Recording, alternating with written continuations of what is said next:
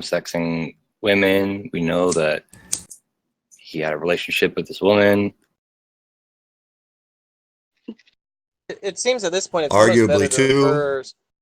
refer some of these people to the YouTube video, because every question that they've asked has been asked a million times and answered a million times. Well, I'm sorry. No we original weren't here question for has fucking been. 9 hours, Seamus. Okay. Yeah, there's new people. Sorry. And honestly, I think that it hasn't been completely hashed out. I mean, if it went on for so long, I would say Well, it's because there there's are no still problems here and resolution, there. because, we're all detecting an extreme moral infraction and there's just denial. So, yeah, there's nothing to do about it, right? It is what it is. JJ's kind of a Well, step again, victim. there's several aspects here. I mean, you can think I'm a moral monster for masturbating in a call without the other person's knowing. That's fine. There are a lot But of things that go that's into not this really. problem. That What's that?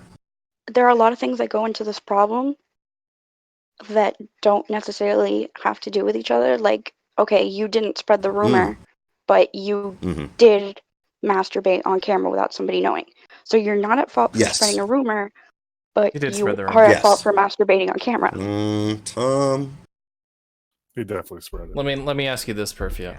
Do we have to rehash this again? JJ, I've already Maybe had Cam can agreement clarify. from you that you engaged in a lie of omission, that you understood the inferences of people in the room would be that you did have cam sex and you chose not to correct that inference. You've agreed to all of this, so why are we talking about it? That's correct. You keep saying that, Cam, but he seems to be regressing. Did he say that's correct? No, it's because different people keep I've on said it asking again. the wrong questions. I've got an accurate description of exactly what happened, and he's agreed to it. Listen. I'll just tell her, and I'll ask her if she thinks that's perpetuating the rumor, and we'll just see what she says.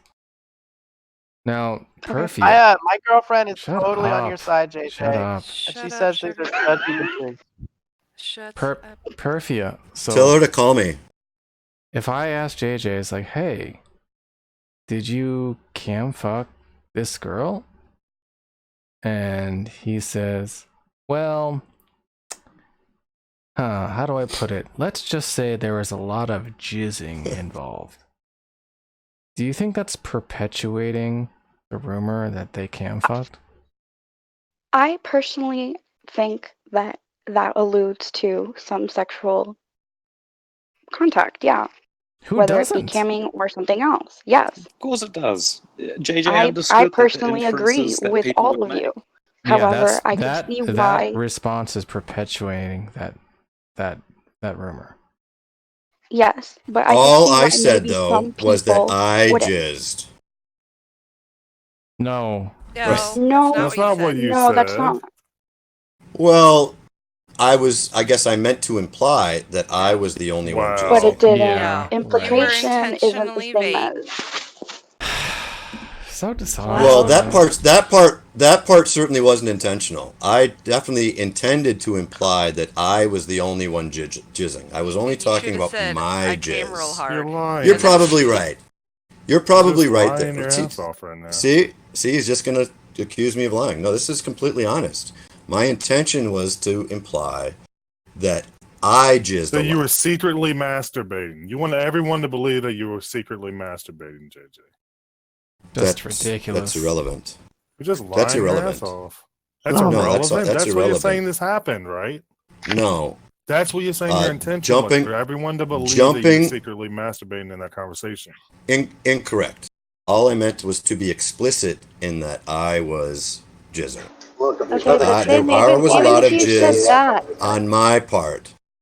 Okay, so even if you said, yeah, I jizzed a lot, that's still an implication of saying, because no one here in this room is going to think, oh, well, while they were talking about each other's mental health issues or past issues or all the things that she said you had talked about. This is all just speculation. Okay, it doesn't matter. Because this is how the fucking human brain works. We're not going to think, oh, well, while they were sitting there fucking talking about kittens and weather, you were fucking wanking off. No, that's not what a person's Except that we were talking about having sex and other intimate things. So, oh fuck. Of course, she's not here anymore to even defend any of this, so it's kind of pointless. I think she didn't deny what it. she said or did. No, She actually said didn't. That she actually didn't deny it was earlier. in a room. That was in a room, though. That wasn't in a private Yes. call where they were talking She about said that- oral sex. Okay, Yes. but even if they she were said that talking she about regularly. sex, She said that she regularly talks in a public room about having sex. That's what she said. okay, but even if you were talking about sex in a private call, that doesn't give you the right to masturbate without her knowing. I don't. It's like saying I she was think it asking does. for it. So you're That- saying that- she was that's- asking for it. That's exactly what he's saying right now. I didn't even share it with her. So how? Well, what does her I asking disagree for it with or that. not have I to think do that with he does anything? have that right. Still makes it wrong whether she knows or not. I'm sorry. What'd you say, Seth? If a girl What did you private say, video Seth? calls you, Shut up, sugar. Seth. if a girl private video What- calls Shut you, up, you can sugar. Shut masturbate. up, sugar. Shut up. I don't know. I'm kind of curious to see what stupid thing comes out of his mouth. Yeah, it's kind of morbid curiosity at The this more we point. talk about it, the more I'm siding with JJ. If a girl private calls you, you're within your bounds. You're within your bounds to masturbate. I'm sorry. Okay. Even Yeah, I think She I have a. might I have a not like right. it. I have a fucking right She might not to like it. masturbate. If a girl, JJ, you were if in a your girl room, walks into right? an alleyway with you, you have a right to fuck her, whether she wants it or not, right? Right. You were in your room, That's right? completely And different. what type of day? What time of day was this? Okay, fine. You have a right to whip your dick out in front of her, whether she wants you to or not. That's completely Sorry, different. Also, it's also There's a different. term for that. It's like called mopery or something. Is that like an actual He legal did. term? Yeah, they call it exhibitionism, I'm pretty sure. Okay. Listen, if you're tied up and a fucking girl starts shaking her ass in your face for a day, yeah, she's in the wrong. She doesn't get you off. Oh, hey, check this out. Do you know that there's actually a law against jerking off in front of blind people? And that's what's called mopery. So, That's funny. in that context, do you know Is that? it? Do you know that that's That's so- ridiculous. I disagree with that law. it's actually a real law. So if we can, maybe I think extrapolate- that's Lactation. an I thought unjust mulberry law. was that blend of flowers. Oh my god, I did not realize there could be value added to this conversation after 8 hours. Well, Oh, see, I that- just I woke think- up, so There are angles we haven't even approached yet. I think, Cam. Oh god, I But, don't want to think yeah, of that- you with that's extra not a- angles. That is just an unjust law. so you think it's okay to just stand behind somebody and fucking jerk it, even if they don't know? Why would Yeah. it be You wrong? you do think it's okay. How If is it no, okay if nobody, to if masturbate? nobody ever knows about it, yeah, what's wrong? That person is disabled. What? The person, like, apart from the fact that they don't know what's going on, that person's also disabled. JJ, I was saying What? I disagree with the implication that you don't have the JJ right thinks- to think about whoever the hell you want to think about when you masturbate. That's not what's in contention here. And if she thinks that's in contention, she's wrong. Oh, JJ thinks yeah, I it's asked okay to consent to steal money masturbate to her from a bank later. account, as long as they don't figure it out. What'd you say? So JJ thinks it's okay to steal money from people's bank account as long as they don't know. How would a blind That's- person that's make a not complaint to analogous the either. cops about mopery? Anyways, Yeah, it he is. They made don't this know. noise like he was shaking a little guinea pig or something in front of me. It might be something No, that's like reported would- by eyewitness. I mean, Well, then somebody would have seen it. That's the Yeah, how That's can it be different. mopery if somebody sees it? yeah. This is very strange. I don't know. I don't think they thought this law through very well. I'm gonna look it up. You It's can like hear somebody it, pulling maybe? his cheek away from his teeth a whole bunch of times. I don't know what happened.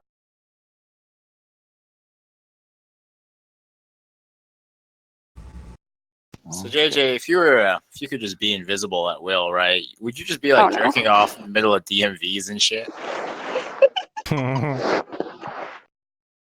I think Starbucks. If nobody would be a better knows, target if for nobody knows about it, I don't think that's a problem. Sorry, the whole point of being invisible. I'm not even asking you. Look, I'm not. That wasn't a moral question. It's just like just sheer curiosity. Like, would you do it? Oh, I don't know. Everybody Probably- would. The whole point of being Well, invisible. if I was guaranteed that nobody would know, sure, why not? You know, there Of are course, people. that's the whole There fun are of being people who invisible. can. there are people who can get off, ejaculate, without even touching themselves. Is that wrong? What? Is that wrong to do anywhere? What does that have to do with anything? Really different. What is that? That's what they call a Well, total. it's different. That's like So if you don't touch your penis with your hand, and you get off while you're standing in the burger line, are you a moral monster? They're still getting off and coming, right? Yep. So yeah, Yep. that's still morally wrong. It's wrong. It's wrong to jizz in public. Wait, do you think that people are blameworthy for things that they have no control over? No, that's not what he's saying. He's saying it's I don't like know. a meditative It seems like state. I think that's a fair implication of what he's saying. No, what he's saying is the people who come without He bring hands. himself to come Like without breathing jerking play. off physically, and so what he does is he just thinks some thoughts that makes himself come. And if it was intentional, The person in front of me in line, the big ass right in front of me in line, never say a word to her. Don't touch myself. Just thinking about that ass in front of me. Wait, so why? I jizz in my pants. Is that wrong? Why is that wrong? Did you know that you had this proclivity, and were you trying to like make yourself come? No, hold on. I want to. Why is this wrong? I don't understand. Well, so I think arousal is something that just can just JJ, you don't think happen, it's right? wrong, so why would I be asking you why it's wrong? I'm asking the moralizer why it's wrong. Yeah. Oh, I'm sorry. Re-ask your question, Seth.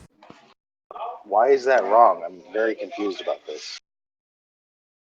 I What think it part would are be you just asking as, is if you wrong? did it intentionally, it would be just as You're wrong saying- as doing it with your hand. I Coming, disagree. coming, and masturbating in general in public is wrong. Getting aroused in public, not necessarily wrong. You can't control that sometimes. But Yeah, why? doing the let's act say if it's of intentional or masturbation, unintentional. if it's intentional, I it's actually wrong. agree with Shamos on this. Like, You guys are gonna waste a lot of time. Yeah. So what, Seth? You denied what I said. It's moralizing So Mondays now. is Remember. there something about the hand?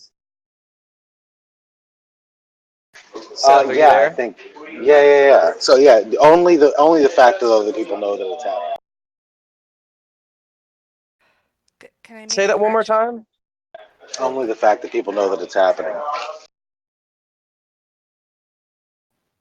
I want to make a correction. Well, what I'm asking If is you like, could use your imagine hand, somebody if you comes could use up. your hand and people didn't know it was happening, then it wouldn't be.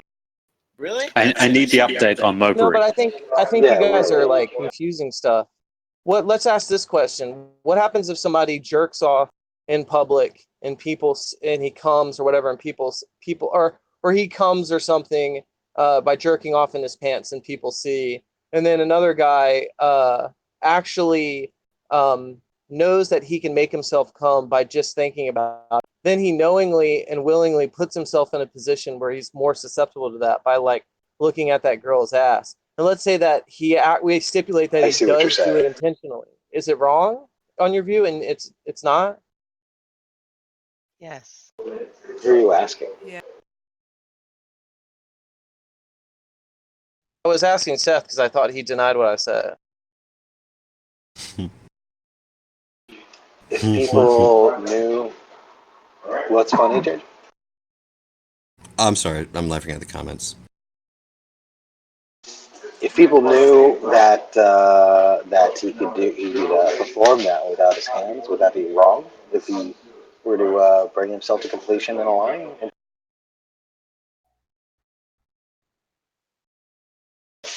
Hello?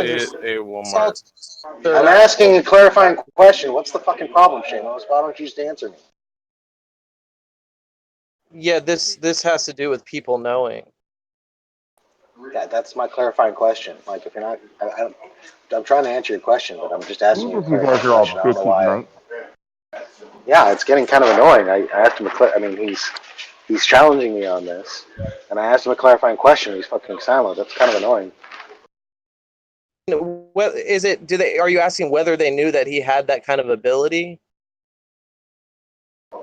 just whether or not I asked what I asked. I'm getting kind of annoyed by the fact that it's taken this long to get. Well, your audio is really bad, and question. I'm not trying to be difficult. I'm just trying to understand what you're meaning. Just restate the question. I don't really, I can't really talk about this all work anyways. Because like all I'm saying is if it's wrong for someone to do it when people see when he does it with his hand, if he and he does it intentionally, if the guy also does it intentionally without using his hand and can bring about the same result, I mean, on that view, he's done just as much wrong.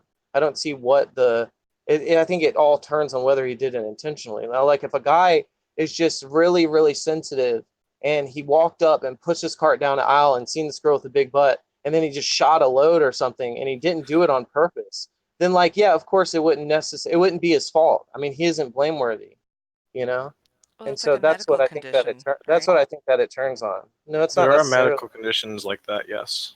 Yeah, it's a medical condition, and that would be beyond his control. It would be involuntary, and that's entirely different. Well, it has not. It doesn't have to turn on the fact that it's a medical condition. Like if you step on my foot and you do it by accident, it's not whether or not you have a medical condition. It's whether you did it intentionally or not. So it has nothing to do with whether it's a medical condition. I mean, I think that there are some guys who are just really sensitive, and it's not a medical condition.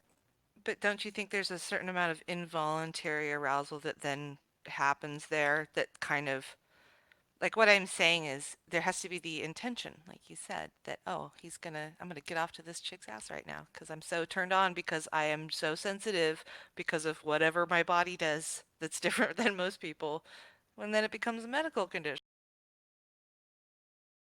Because that's an unusual circumstance. Most men don't react that way sexually. So in that case, it would be an outlier, right? You would have to grant some charity to that person for having. It's about an issue of trust, though. He was in the privacy of his own home, in bed. A girl calls him on the video. He's fully in his right to touch himself. Why is everything you say so stupid? Sugar. Well, no. I have to disagree. No. That's not stupid. That is really stupid. Yes.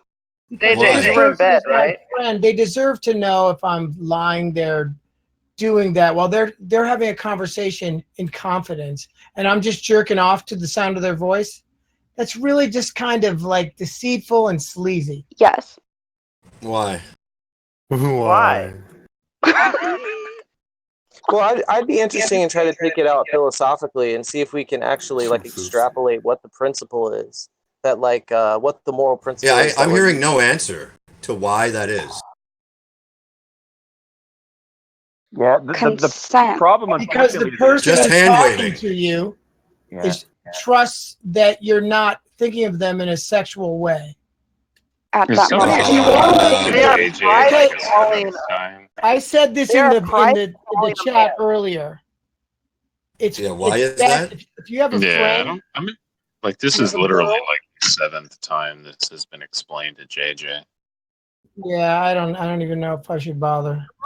Private calls a man in his own home. I mean, that is consent. No. Well, look, like I said, maybe we should try to take this a direction that it hasn't gone all day, and try to see if we can find out what the moral principle is. Like, have you guys ever heard the example? Have you guys ever heard those debates where, like, someone will say, like, goodness is like well-being or whatever, you know, like, and like someone will say, you know, like, what if you like came up and like, you know, molested someone that was in a coma or whatever? Like, you haven't really, and they never find out about it, right? Like in a way, you haven't really on a narrow conception of well-being affected them.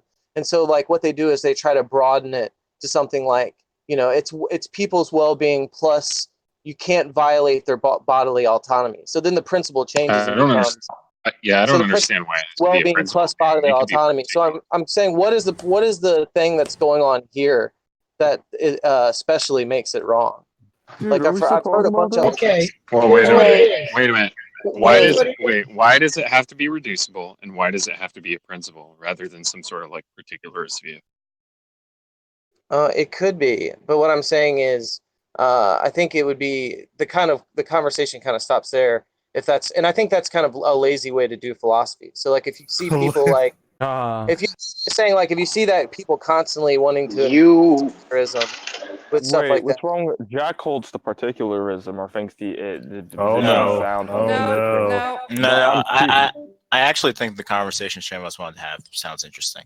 No, it actually doesn't. I know it is, but he's a hypocrite. It actually just hurtles all the way down. It was last week. I'm not saying that I've never been a particularist or I've never taken a particularist position. Yeah. I'm not saying that. I'm just saying that like if it's it constantly keeps getting brought there over and over, it just kind of stalls all conversation. And so I was trying to move somewhere else. No, you're such a fucking hypocrite. When I said Can we get Holy Spackle into this conversation? When I said that was a lazy response, you went off on a tangent about how Jack used a particularist position to school all of the vegans and ask yourself. So which is it? Is it lazy? Holy Spackle thinks about JJ. Does no one hear Seth talking right now? Dude, why is everybody talking over him every time? Like, Chum, when you were hearing Seth talking right there, what went through your head when you started talking? Well, he was like in the last word. He wasn't on his last word. You were talking over him. Yeah, he was like right in the middle of it. Sorry, I have JJ too. I have two speakers going. Sounds to me like if Seth wants to answer every other I apologize, Seth. If Seth wants to answer every other point in the conversation, he should get a louder mic. That's what it sounds like to me. Yeah, I couldn't hear him. To say he should have just to say that people didn't know he was talking, but the people that overtalked him knew he was talking because they talked louder to compensate. Yeah, but that's how it works in here, Jovan. Wakey, eggs and fucking bakey. I'm just repeating what you said. It obviously wasn't a good point to make. It obviously was a good point to make. You're just fucking contrarian as usual. Well, I didn't talk louder, but it's ironic coming from Jovan. The point is just that people knew. This is Jovan who will regularly buffalo a point, allowing you just get really salty. You just start saying shit and insulting the intonation of his microphone. You don't ever forward a conversation. Thunder through what somebody else says, but he'll give us all shit for fucking not letting Seth talk. Like, fuck off, Jovan. Cram it up your ass with both hands. So, Seth, you wanted to finish what you were saying? Please. Yeah, it was a lazy way to do philosophy. Is exactly what I said a week ago. I can't even remember what discussion we were having. Yeah. I'm saying if it's constantly invoked, I'm not saying that you can't be a particularist about some area of discourse or something like that, or you can't. It can't be invoked from time to time. But what I'm saying is like they've been What's the difference in when you invoked it just now and when Michael just invoked it? Or right, you invoked it a week ago, or Michael. Well, I'm saying Michael. Look, basically what Michael was offering is just a way to like completely kill the conversation. And what I was saying is, I was trying to get it away from the moralizing and actually have an interesting conversation, and maybe bring it back to philosophy, and we could. Well, they've been doing this for 10 hours, so. Yeah. That's why I was trying to offer another way that we could talk about the same subject in a different view that no one's put forward today. And we could start to analyze it philosophically. That's all I was offering. And then Michael was basically saying, what if we just fucking, took a particularist view and didn't engage in that whole endeavor whatsoever? He's basically telling me to get fucked or whatever. No. I'm sorry. I didn't. No, if that's how you took it, that was not my intention. I'm just saying it doesn't have to be that way, right? Like, if you're saying no. When you, I'm sorry, I'm almost done, and then I'll shut up. When you say what's the principle? If you're just asking if somebody is holding a principled stance against that, then that would just like completely hand wave what my objection was. Be like, well, we're not talking about that. What we're talking about here is a generalist view of this. Does anybody have a generalist or a principled view against this? And then anything that I had to say about it is a particular. I don't think it's a smart response to me to say, Shamos, but it can't only be that way, as if I don't understand, like, you could be a particularist or something like that. So the whole conversation was prompted in the way that if you think it's reducible, if you think I'm sorry, I didn't detect that you were off. I didn't detect that you were challenging somebody who has a principled view. I thought that you were positing that it only had to be weighed on. Yeah, because Sherman, you came in like, look, let's analyze this philosophically. What principle are you guys using? And let's go down and see what principle you guys are using. But what if all the people in the conversation weren't using principles? Then you're the only one coming in and derailing the conversation. Yeah, I agree. But the fact of the matter is, most people aren't particularists, and most people, when they talk about morality, often do appeal to principles. And so I'm probably going to be. It's probably going to be like 8 out of 10 of you guys wouldn't take like the little coward philosophical position. Would actually want to start getting into the meat of it and stuff. Also, it's a cowardice philosophical what I'm saying is, yeah. So when you took cowardice, you were a coward. No, I said I think if it's used generally, like more broad. He's a particularist. No, Jovan. He's a particularist in whether he's doing it right now. Yeah. What is your position? He's being cowardly right now. Look. I'm not saying that fuck particularism or blah blah blah blah blah. But Can you even hear me? I am. Yeah. Okay, good. My question to you, I was trying to decipher what is your position exactly, Shamos? What do you mean? I was just prompting the crowd of saying, "Hey, you guys are you a particularist? Are you a universalist? Are you an annihilationist? Are you any of these?" Yeah, I mean, I generally, when it comes to I wouldn't be a particularist in this case, this area of discourse. I don't think. I'm a universalist. Oh, okay. I don't think that I'm not really interested universalism in particularism. But I was a particularist at one time. Are we talking about theology, or are we taking this out of? No. Okay, we're not talking about theology. We're really then. getting this discussion back on track with the philosophy room, guys. Yeah. Thanks a lot. We were going to have the for the discussion, but it got fapology stonewalled. question. Yes. Fapology.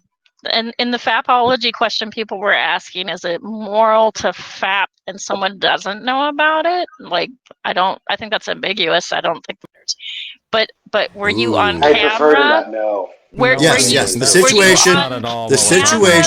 And showing your penis without it being asked. No. The situation is, in fact, I'd like to ask your consent to masturbate to you later, Speckle.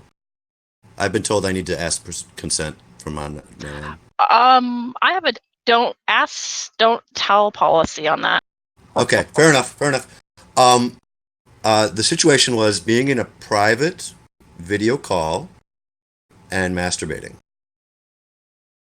It's generally very impolite and kind of creepy. Without any knowledge, though. So basically, yeah, what's gonna happen is, like, if you and I were doing the same thing, we'd have, calls every day or the other day, and one day I'm just gonna point the camera at my face, and then I'm just going to full blown masturbate and ejaculate while I observe you and get off to you. Yeah. You were on camera while doing this? I don't think I actually came on camera. Yeah, he admitted to it earlier. He's gonna chicken shit out of it. Did you show your face while doing this, or make breathing noises? He said that she might have seen my face. Yeah. And might have. I don't think so. That doesn't sound very likely. It seems like I would have turned my camera off. And in regards to him saying that's another issue. And in regards to him saying that he's not sure if he jizzed, he said, quote, "There was a lot of jizzing involved." So, we just square that up. Well, I have another question. I've been in Hangouts where somebody walks away, goes on mute, jacks off. We don't know if they're at the place or not, and then they tell us about it later. Is that the? It's a good question. I think it's not the same. It might be equally fine in my book. I mean, I guess it is. What if the person that you're doing it to, disapproves of that and didn't have again? See, you guys right now are having the very conversation that I proposed. Y'all are trying to put forward what conditions would make it right or wrong. Her knowledge, her not having knowledge. Was he in the room? Was he present? Did he see the cum? And these are all the very same principles. You were that I was asking talking of the about. other people, not JJ. Well, I'm saying, look, now we're reducing it, right? Why are you asking that questions? Are those reductive questions going to answer? Why am I asking him? No, I'm saying the very conversation you guys are having is the one I proposed to have. Because it's related to consent for me. That's so whether or not JJ jacks off to anybody in this room, it's his personal business. But if JJ puts himself on camera and then he starts going, oh, and starts doing his thing, well then, were you going to do sound effects for me, Scott? Here. Okay, so you're saying what makes Yeah, but that's not part of the situation though. That's not part of the scenario. Making faces and breathing heavy. Yeah, notice is not part of the scenario. Himself and acting. The key is that she doesn't know about it. She did know about it. Well, she says she did. Let's just figure out the principle, and then we can just apply it towards the end. So look, let's say that she didn't know about it. So what are you saying, Deidre?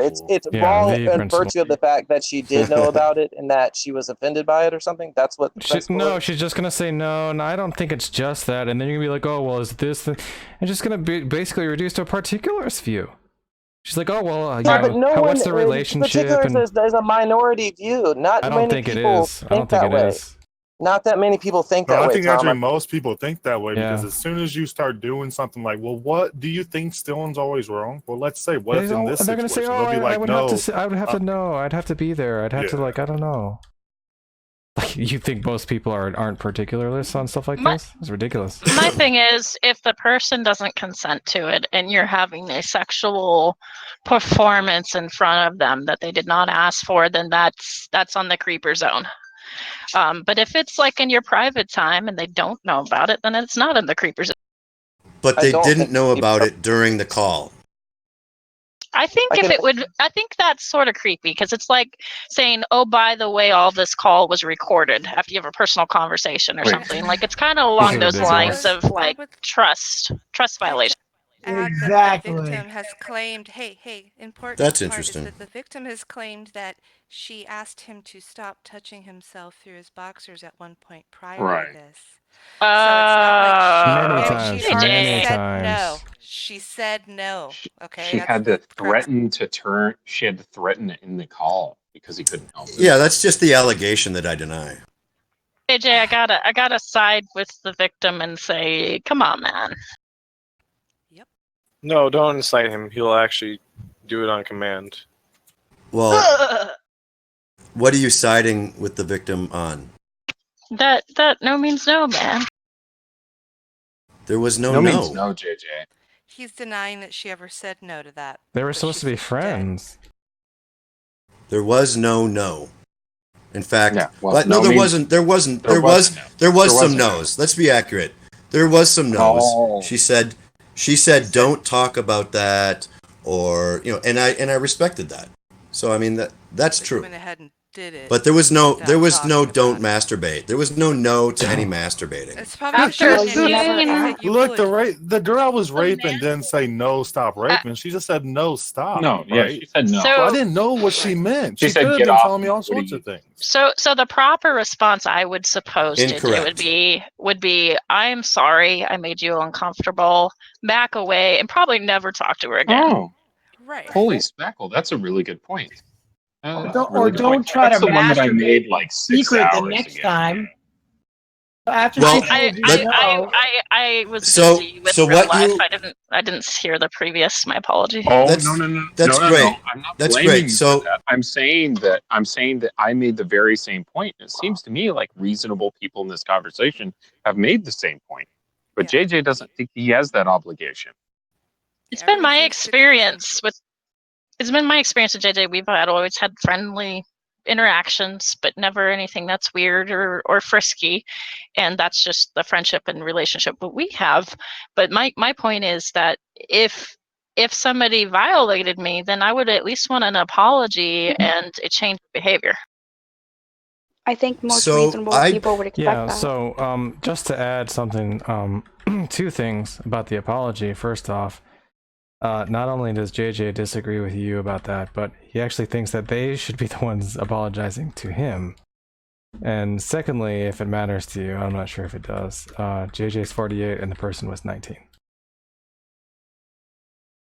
JJ, how old are you? Yeah. What, did you not just hear me? That's true, 48.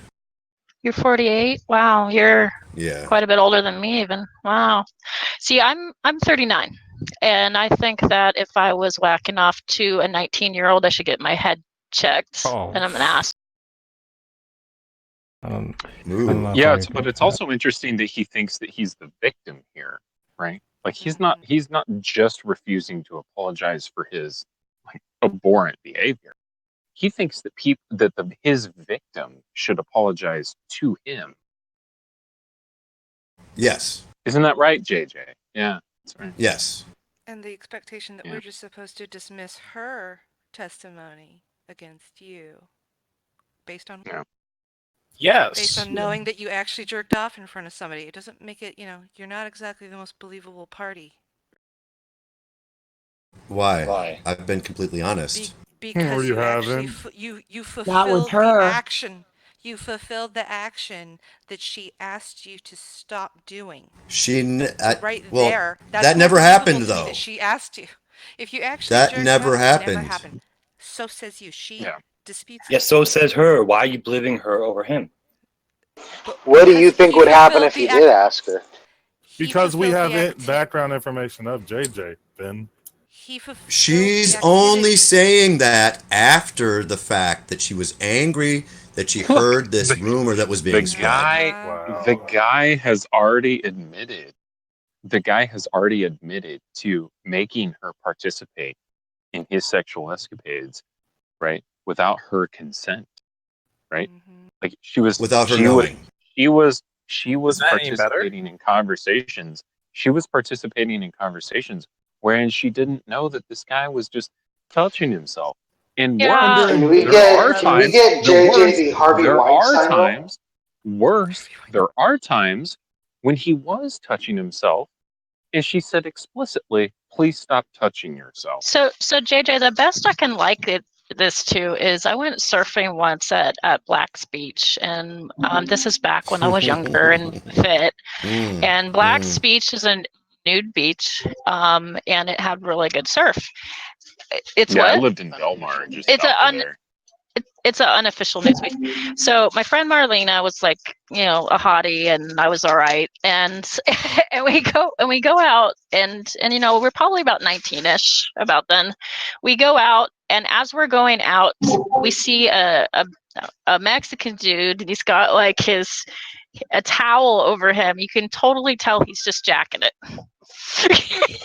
and it feels it feels violating because you're like, I don't ask for this. Yeah, I mean, it's like, look, it feels violating because you knew about it. About like you being 19, right? And I don't want to know about it. Right. But well, she didn't know about it either. About the Mexican guy. But I knew about it. That's the point. Okay, but fine. what about in the scenario we're talking about? She didn't know about it. She knew about it at some point. Yeah, but now she does. Does that mean it's wrong now? Because if you not, see the then towel it doesn't matter moving, if she knows about it, right? Are we dismissing the fact that she asked him not to do it? No, I mean, look, JJ keeps saying. I am. I'm dismissing all right, now let me continue. So if she did in fact do that, and then you decided that you would do it covertly, that's a betrayal of trust. Yeah, the towel doesn't make a difference. You're still doing it. If that happened, but that didn't happen. What's funny is that like she claims to have something like an ace up her sleeve. JJ is like the dude on the nude beach and trying so that's to why, jack it. Well, I mean, like, no, I mean, she claims to have actual like evidence that's going to make JJ eat his maze and might have, and I can't recall. So why so that's you have that? I think the point here is that the victim was under the impression that JJ was someone who she could confide in as a close friend, and when they were in private video calls with each other, if JJ was really masturbating while they were having, discussions about other things, like friends do. He was singing "I Will Be Your Father" figure from George Michael while he was doing it, probably. It's like there was talk about that. Hold on, not singing. Let me finish. It's like now she has to go back and reevaluate all those times that she was having a serious conversation with you, maybe pouring her heart out about something in her personal life, maybe having a very deep conversation with you. Oh, what was he masturbating then? What was he objectifying me when I was talking about very deep personal stuff with him? It's about, was he like, enjoying having my suffering? Things like that. Was, yeah, Exactly. it's about, like, having to reevaluate, like, what is this person's intention? Was he only my friend because I was hot? Was he, like, stuff like that. I'm not saying, like, you had these intentions or whatnot, because Nobody I don't know wants to feel like a cum dumpster. Exactly, and like, Oh man. that is why My black sock was the cum dumpster. Except for maybe what's her face, Cherie, or whatever her name is, Steve's little girl. Oh, Cheshire. Anyway, Cheshire. I personally, I've been tuning in and out of this conversation all day, and I do not, I can't even begin to understand why this is so controversial. I mean, do people lack basic, like, human social cues and respect and all that? Like, where has that gone? It feels like a lot of people in here don't understand the basics of, like, how to act like a friend. Very good point. JJ hasn't received that government. A very good point. My question to JJ is, can we get a running list of people who you fap to while talking? No, of course not. Do we need to notify them all? Hey, Michael, check out what I posted. Wait, I have a question. That was a really good point that she brought up. Who supports JJ? I'm pretty sure no one in here supports JJ.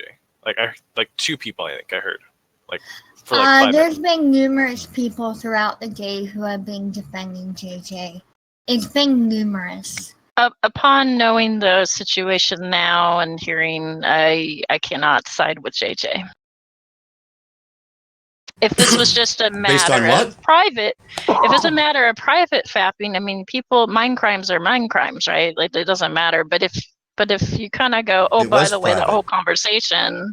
No, there was no oh, by the way. There was no oh, by the way. Oh, by the way, that face you saw me make. Well. Yeah, I don't. That's not what happened either. You're just leaving it up in the air, just in case she drops the evidence. Yeah, just rob her of the question entirely. Just yell fuck it. Don't give her the choice. Just do it before she even notices. Of course. Yeah, I don't think my masturbating has anything to do with anybody else. It does when you make it their business. The thing is that, like, you've already admitted. I didn't make it their business though. You've already admitted to the abhorrent shit, right? You've already made her an unwilling party. I don't know in your sexual escapades, right? You already made her what somebody called a cum dumpster unwittingly. Right, that's horrible. I don't think that's what a cum dumpster is. I said that a woman doesn't want to be made to feel like a man views her as a cum dumpster. I didn't mean that the victim was a cum dumpster because I don't know who she is at all. Do you mean an object? You don't. A woman doesn't want to feel like an object of desire. Is that what you're saying? Yes, it's a crude way of saying objectification. Hey, you guys realize what's happening here? Do you guys remember, like, years ago? At, like, the atheist conferences, there would, like, be women who didn't want to be hit on, and, like, they're still, like, over it, and they wanted to have these, like, bracelets, which meant, like, I'm DTF or not DTF, like, this is like JJ is like is gonna make us consider shit like this. Like, people are gonna demand a role where it's like, I consent to being masturbated to, or like I don't consent to being masturbated to. It's not the same because I have a new policy of just asking first now. The crazy thing is, just because someone consents to one person doesn't mean they're going to consent to another. Someone could consent to Shamos and be "fuck you, JJ." Well, the crazy thing is for JJ to say, "Go ahead, Jackie." The reason why that this is particularly creepy and upsetting is not because you're because the masturbating was done to a random girl you met on the internet. Like if you went up to some random girl and you were like, hey, let's go on a date, or we're hitting on them, it's like you don't have an established relationship yet, right? Like she hasn't as soon as she says no, you need to back off. But you're at least like trying to hook up with her, right? But if you're in a long-term friendship with someone and it's well established that you guys are purely friends, and she has a boyfriend, she's already in a happy relationship, you don't just like go up. I'm sorry, say, Jackie. hey, I didn't hear words you said. Huh? Oh, nothing. Nothing at all. The fuck was that? Wait, how can someone say no? Yeah, okay, I'm out. Bye. No, don't leave. Oh, she didn't get the joke. Ah! You message her. Yeah, don't leave. I don't think a single person in the entire room got the joke. What was the joke? She was masturbating. Huh. It was an Is that what the illustration. joke was? Really? Yeah, it was an illustration. So I think the funny thing that JJ said was that if she would have asked him not to do it, he wouldn't have done it. If he would have kept going, he would have been an asshole. But he said he didn't want her to know that he was doing it in secret, right? Which implies that he knew that she would not be okay with it.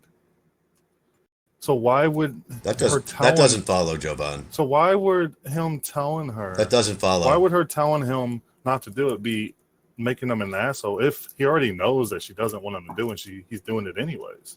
How's he not already? Nothing led me to believe that she would say no. But you said you didn't want her to know. Wait, I just what didn't led you to believe she would You said say you yes? didn't want her to know you were doing it in secret. I denied, like the other person said, I denied the question. You didn't want her to know, right? Correct. Right. Why didn't you want her to know? Why?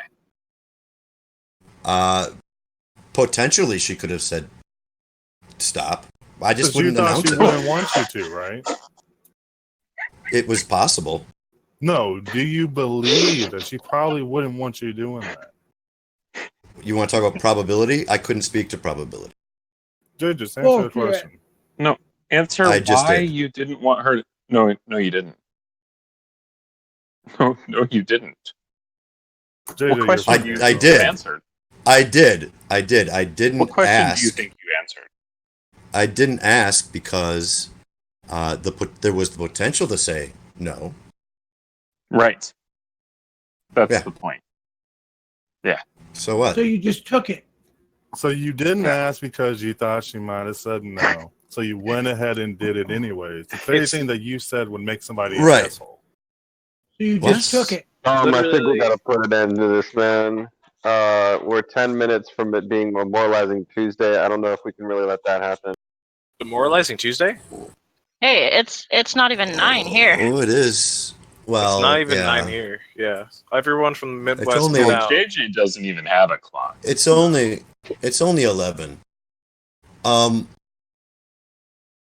Yeah, I don't see how that. Jackie, come what that back. matters, I was though. just kidding. I was illustrating the point of masturbating while someone was talking, and I'm so sorry because we're friends. Jackie, come back. Yeah, I didn't know. Had I said I'm going to this is a masturbate perfect now, opportunity for there's no reason for me to know Jackie whether she'd say yes or no. There's But no given the reason potential, for JJ to believe that she would not want given him the masturbating. given the potential, why would I even ask? Or why would I even announce it? It's literally Yeah, like, so you just took it. yeah, it's literally like asking your mom for like Correct. $1 and then just stealing your fucking wallet. You just took Certainly it not. without Certainly even not. asking. Certainly not analogous to stealing $1. No, because you just ended up taking the entire fucking wallet because you knew she would say no. Certainly anyway. not analogous. JJ, No, you're so me dishonest, masturbating man. is not You're so taking anything dishonest. from anybody. No matter where I do that. You still don't understand. You made her uncomfortable. Like you realize that, right? Like it makes her uncomfortable. That's taking. She something wasn't away from- that's taking away her uncomfortable until today when she That's found false. out that I did this. She knew that you were doing it and was uncomfortable and left the phone call. That's incorrect. You're just lying. I love how the claim keeps changing. Like we keep like going in this progression, right? And then he accepts certain things, right? And then he like changes it. It's like he's been doing this for hours. What? I think you're confused, Yuri. Sack of shit. Wait, let's You do knew some she review. wouldn't want you to, so you didn't tell her. Let's just It was do some possible. review. I just want to make sure. Come on. You still think that doing something without someone's consent is just as bad as I don't need anybody's consent to masturbate. Is You that do clear? in their presence. you really No. do in their presence? That's considered like a sex crime. And you betrayed her. Only if they know about it. What about sending? Except, I guess, apparently, Betrayal. Are you hearing that? apparently, So look, wait. So doctors, listen, doctors can Hold on a masturbate sec, over their hold on a patients. sec, hold on a sec. Doctors Look, you can guys are missing masturbate over it. their You guys patients are- as long as they're unconscious. You guys are missing it. She now knows about it. So is it wrong? That's a good question. I'm still thinking about that. Well, you literally just said it's only wrong if they know about it. JJ, I got news for you, bud. She now knows about it. What do you have to think about? Well, she didn't have the dick pic when I took the picture, so it wasn't wrong. Right, But then I'm she thinking received about- the picture. Right, and a I'm half thinking about hours whether ago, or not I already like cut through this whether or not that's wrong. through JJ's horseshit like a laser. So why is this Well, now just you're like, just a surprise? you're just assuming. I that already it's asked him horseshit. this question. I've already asked him this You're question. just He's confused. just an with it. idiot. Yeah, so are you, criminal. I can't wait until we fucking download this and parse this shit out. This is gonna be fun. Damn, dude, it got serious. That's weird. Yeah, I don't know why it would Are be you allowed wrong. to say things are weird? Yeah, Yeah. I don't think he is. Yeah, I don't think you're allowed to say things are weird anymore. So, I so the understand. victim chick, has she been around the community for a while, or like is she coming back? Is she mad forever? She Are was things on here fire? for about 6 of the 10 hours that we've gone through this today. She's been off Discord for about 8 months and came back this morning or yesterday. I wonder why she stayed away so long. Well, she Crazy. left during exam period of last year and never came back after. Well, we were already pushed to a small server, and then that got taken over, so she stopped. It was going. toxic. I mean, it doesn't help to have a 48-year-old dude like chasing your ass smell. Jesus. Well, if you What? have a lot of money, maybe. Just kidding. Listen, when Wonder you're if in the JJ friend thinks he should zone, be out- when you're in the friend zone with a girl, and you know that, and you have desire for that girl, and she's confiding in you and begins to really take the friendship more seriously, and you don't tell her that Yeah, you're in a betrayal of different trust. You position, said that like 15 times about the betrayal of trust. And, right? But it is. okay, you said Yeah, that like there 15 was more. There was actually more to it. Than Number that, but- 16. All right, I won't do it Burger anymore. King foot lettuce. No. Guys, it's only wrong if she knows about it. Hey, she knows about it, JJ. Is it wrong? Dude, I don't know. Oh. We'll have to think about Oh that. shit! Fucking It- retard, it- man. It's just like the Burger King foot lettuce. If they didn't know about it, it would have been okay. Even though it was a massive health and safety hazard. I feel like I need to ask follow-up questions like, JJ, do you think it's erotic to lick people's eyes? No. So yeah, Tom, I having thought about it a little bit here. Yeah, I don't think it's wrong that I having done that.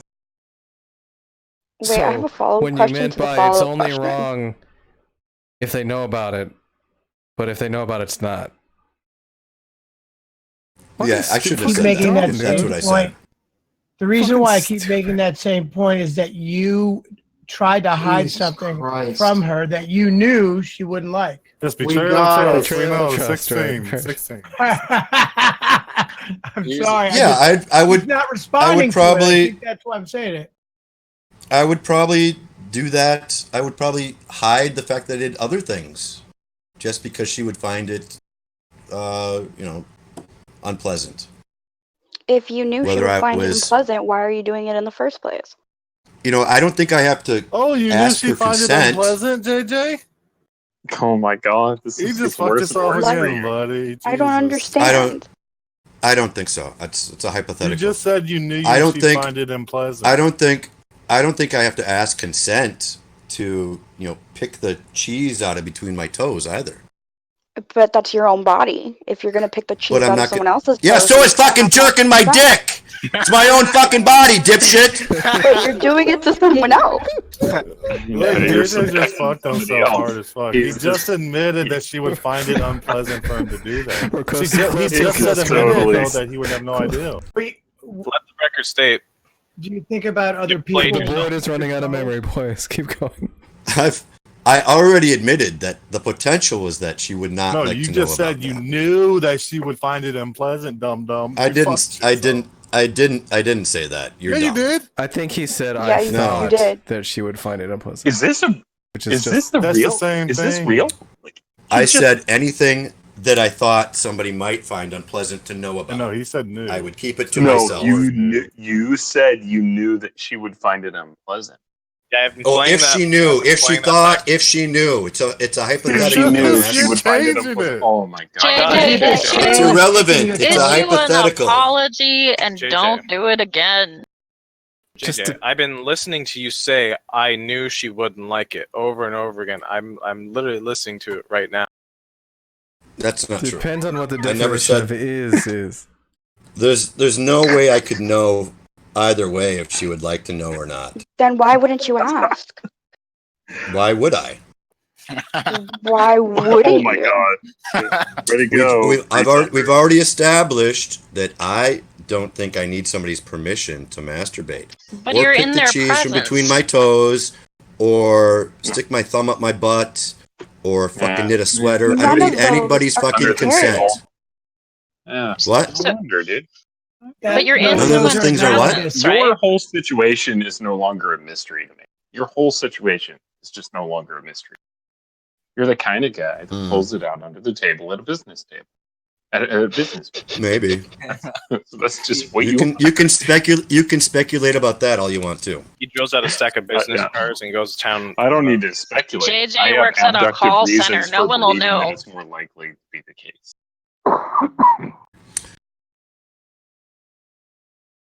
Yeah, so I think that I've proved my point.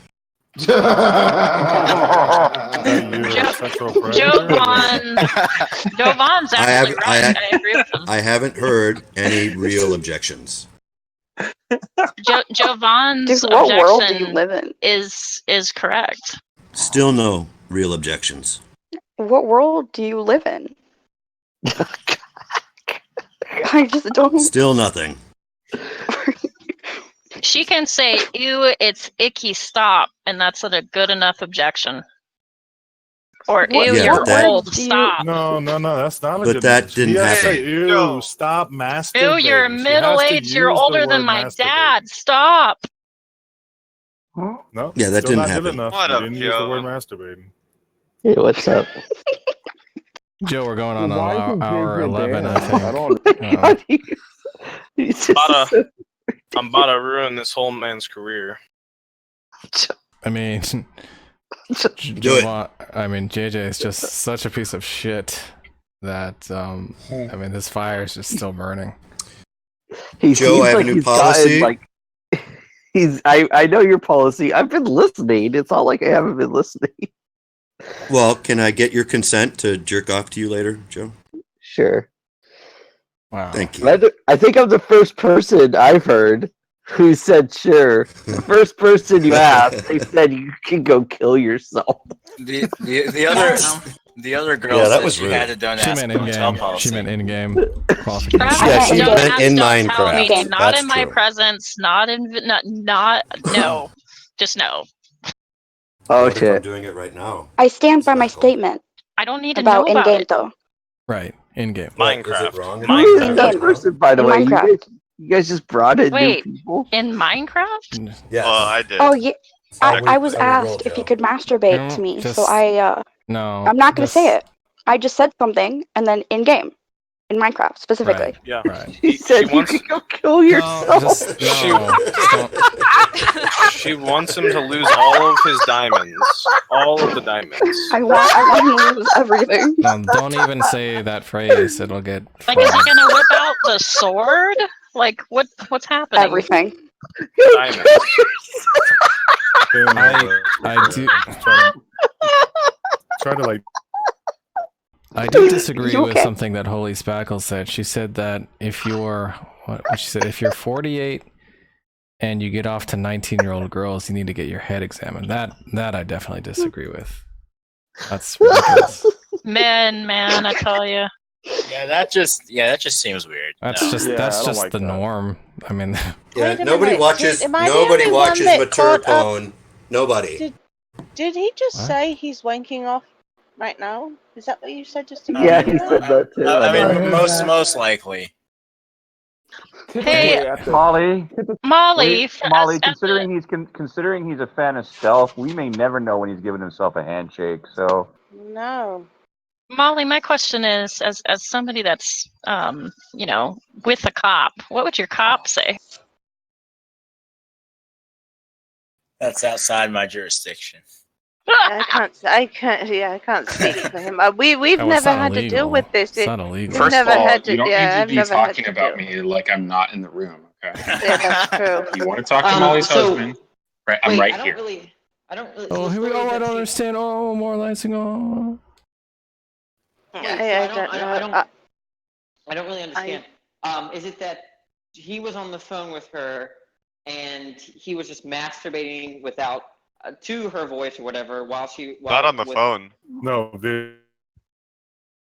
on a call, right? A video. A video Yes, in a video yeah. call. And so what's the problem? She asked. She didn't know about it. With him. Wait, so she Not just finds just it about- disgusting or something? Like it's like gross? Oh, Danny, just During- he doesn't understand. Oh, what? I'm just trying to understand. What's the problem, During- guys? He asked him to stop. He ended up. She had. Is Jovan breaking up? Yeah. Yeah. I just want to point out that unlike Molly, like we do have like a chronic masturbation problem in San Diego. We have a bunch of homeless people and they whack it, and sometimes they whack it. I mean, to be fair, that you also have hepatitis C, which I think is affecting their We did. We had to spray down. They had to spray down the sidewalks because there was hepatitis C all over the gas lamp area. It was B, but whatever. I thought C was the poop borne.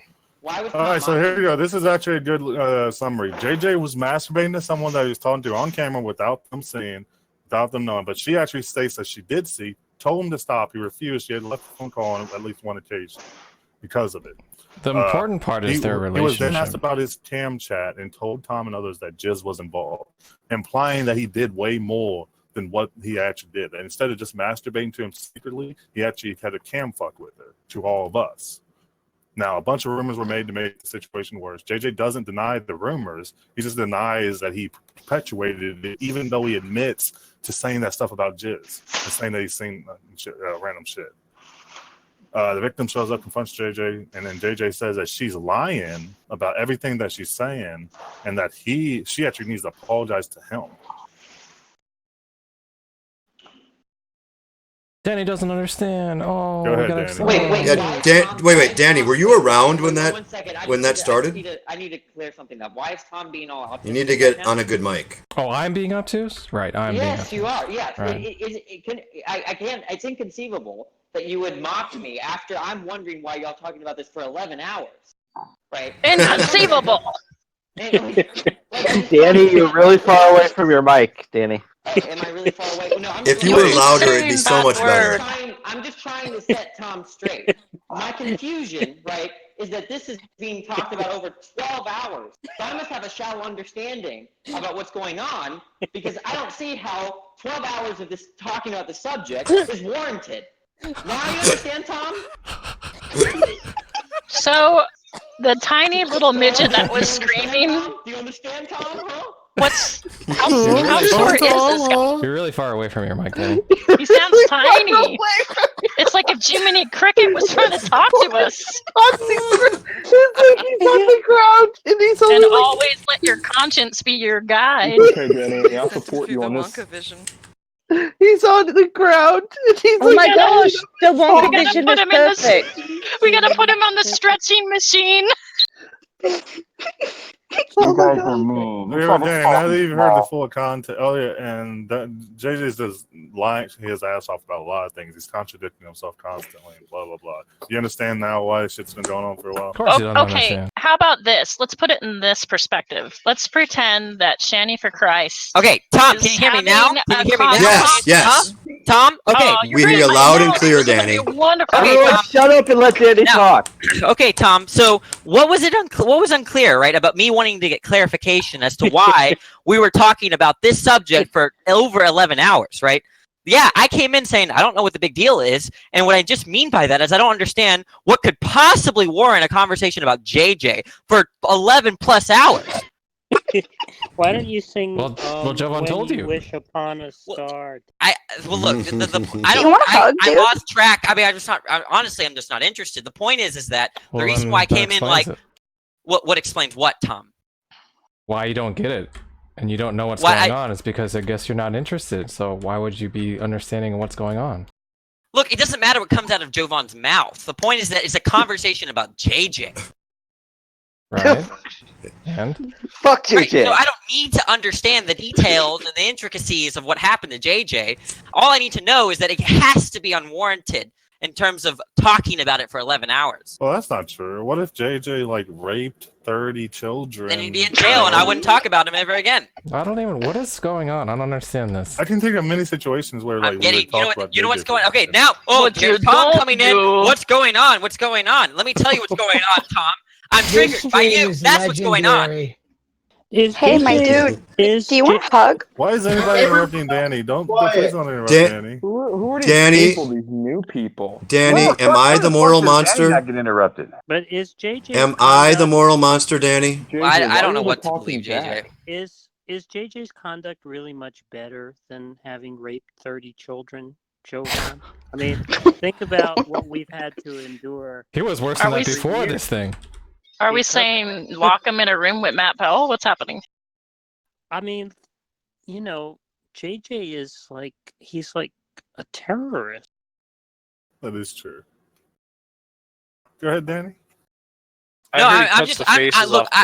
My purpose here is to get clarification for Tom. Right? Does Tom understand now? Understand why you don't understand? Kinda. You said you weren't No, interested, so that makes sense. No, Yeah. no. You were mocking me about what was about. Talking about what's really going on here. Like, what's the big deal, right? Like that was somehow unwarranted itself. But I think I'm completely fine with saying like, what the hell is going on? What's the big deal? Considering that we've been talking about the subject for 11 plus hours. Well, it was explained to you. People Do you have know come home now? from work and then they've also like. Of course, my are doing, question like- would be, what do you mean we? You don't take that to be rhetorical, Tom? What do you mean, you people? What's rhetorical? Like, Okay, if I'll I'm have saying you know. what is the big deal, right, is a rhetorical question as to affirm that it's not a big deal. You're shooting for Well, 12 I thought hours? you didn't know I exactly think what this is happened. kind of beautiful. It doesn't matter what happened. That's what G-Man said about Why Matt is Bell. anybody talking? If you're asking me, Danny is just. If you ask me what the big deal is and you don't know what happened, then Wait, it wasn't a personal. Look, I wasn't talking to you specifically. I was just saying, room. Like, what the hell? Danny, JJ is the Christchurch shooter.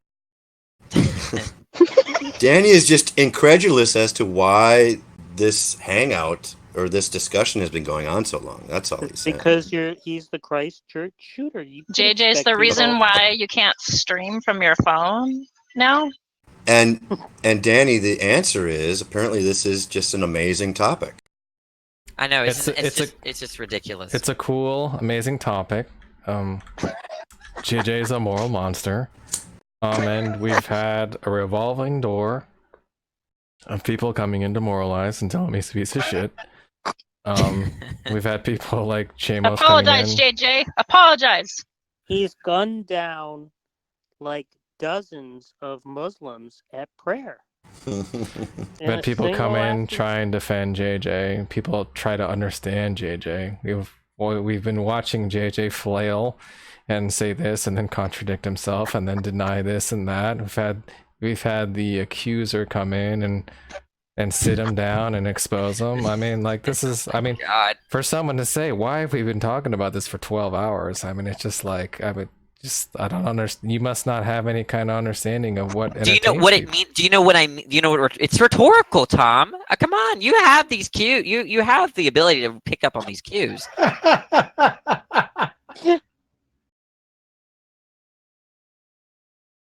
You think I was literally asking? Oh my God. Well, yeah, It's because been- you said you know, Tom? because you said If you you didn't really were- know what happened. Yeah. Can I okay, can I just well, ask you just Deidre? misinterpreted me, I Deidre, real suppose. quick. Or I'm sorry. I hope that's okay. Can I just ask Holy JJ's making Spackle moves. if what I should apologize for? Look, Danny, And to whom? I'm sorry if What normal people do is they go, I apologize if I made you uncomfortable. I won't do that again. And you leave it alone. You just You're stop. saying I should apologize to Miss Victim. Yes, if you made her uncomfortable and you gave her that information and she feels violated, apologize. It's simple. Well, she's already stated that she doesn't want an apology. And then don't do it again. Oh, that's not gonna happen. Well, Obviously, Danny, I you don't mean, really you care can about her. understand. And then Tom, you're gonna Alright, give him a okay. special Yeah, tag. just- Give him a special tag that Right now, I'm says just "Will trying to. masturbate." Right now, I'm just trying to at random. talk. Right now, I'm just trying to talk. Danny. Danny's loving this. Yeah. So I mean, fuck, I forgot what I was gonna say now. God damn it. That's perfect. Perfect. You gotta give him a tag. Oh, I was gonna say, Danny, you can understand when I have this thing called the Moralizing Monday, and this just got dropped into my lap this morning. And Okay. I Okay. didn't That even makes. have- I I'll didn't even accept that. I'll accept it. Just let me finish, God damn it! And I didn't have anything even planned, right? Okay. I just like, well, and this just happened. It was like mead from heaven, right? And like I was just all willing to just gorge myself on it. We've been gorging. And then to have just a moralizing fervor, just a revolving door of moralizers. And we even got Deidre, the Holy Spackling. I mean, just like all day, it's just been moralizing, just shitting on JJ, telling him how he's a piece of shit. And then Danny comes in and it's like chewing and he's like, so guys, what's the big deal? I just don't see the big deal. Well, look. I do admit, Danny. Yeah, when you first came in, like the way you said, I don't see the big deal is sort of like the way it sounded was the way that like fucking JJ says what? Like it was like, okay, and it was like that sort of like you were being obtuse so that someone would engage you in like a philosophical discussion. Mm-hmm. That's what it sounded like. Yeah, fight me.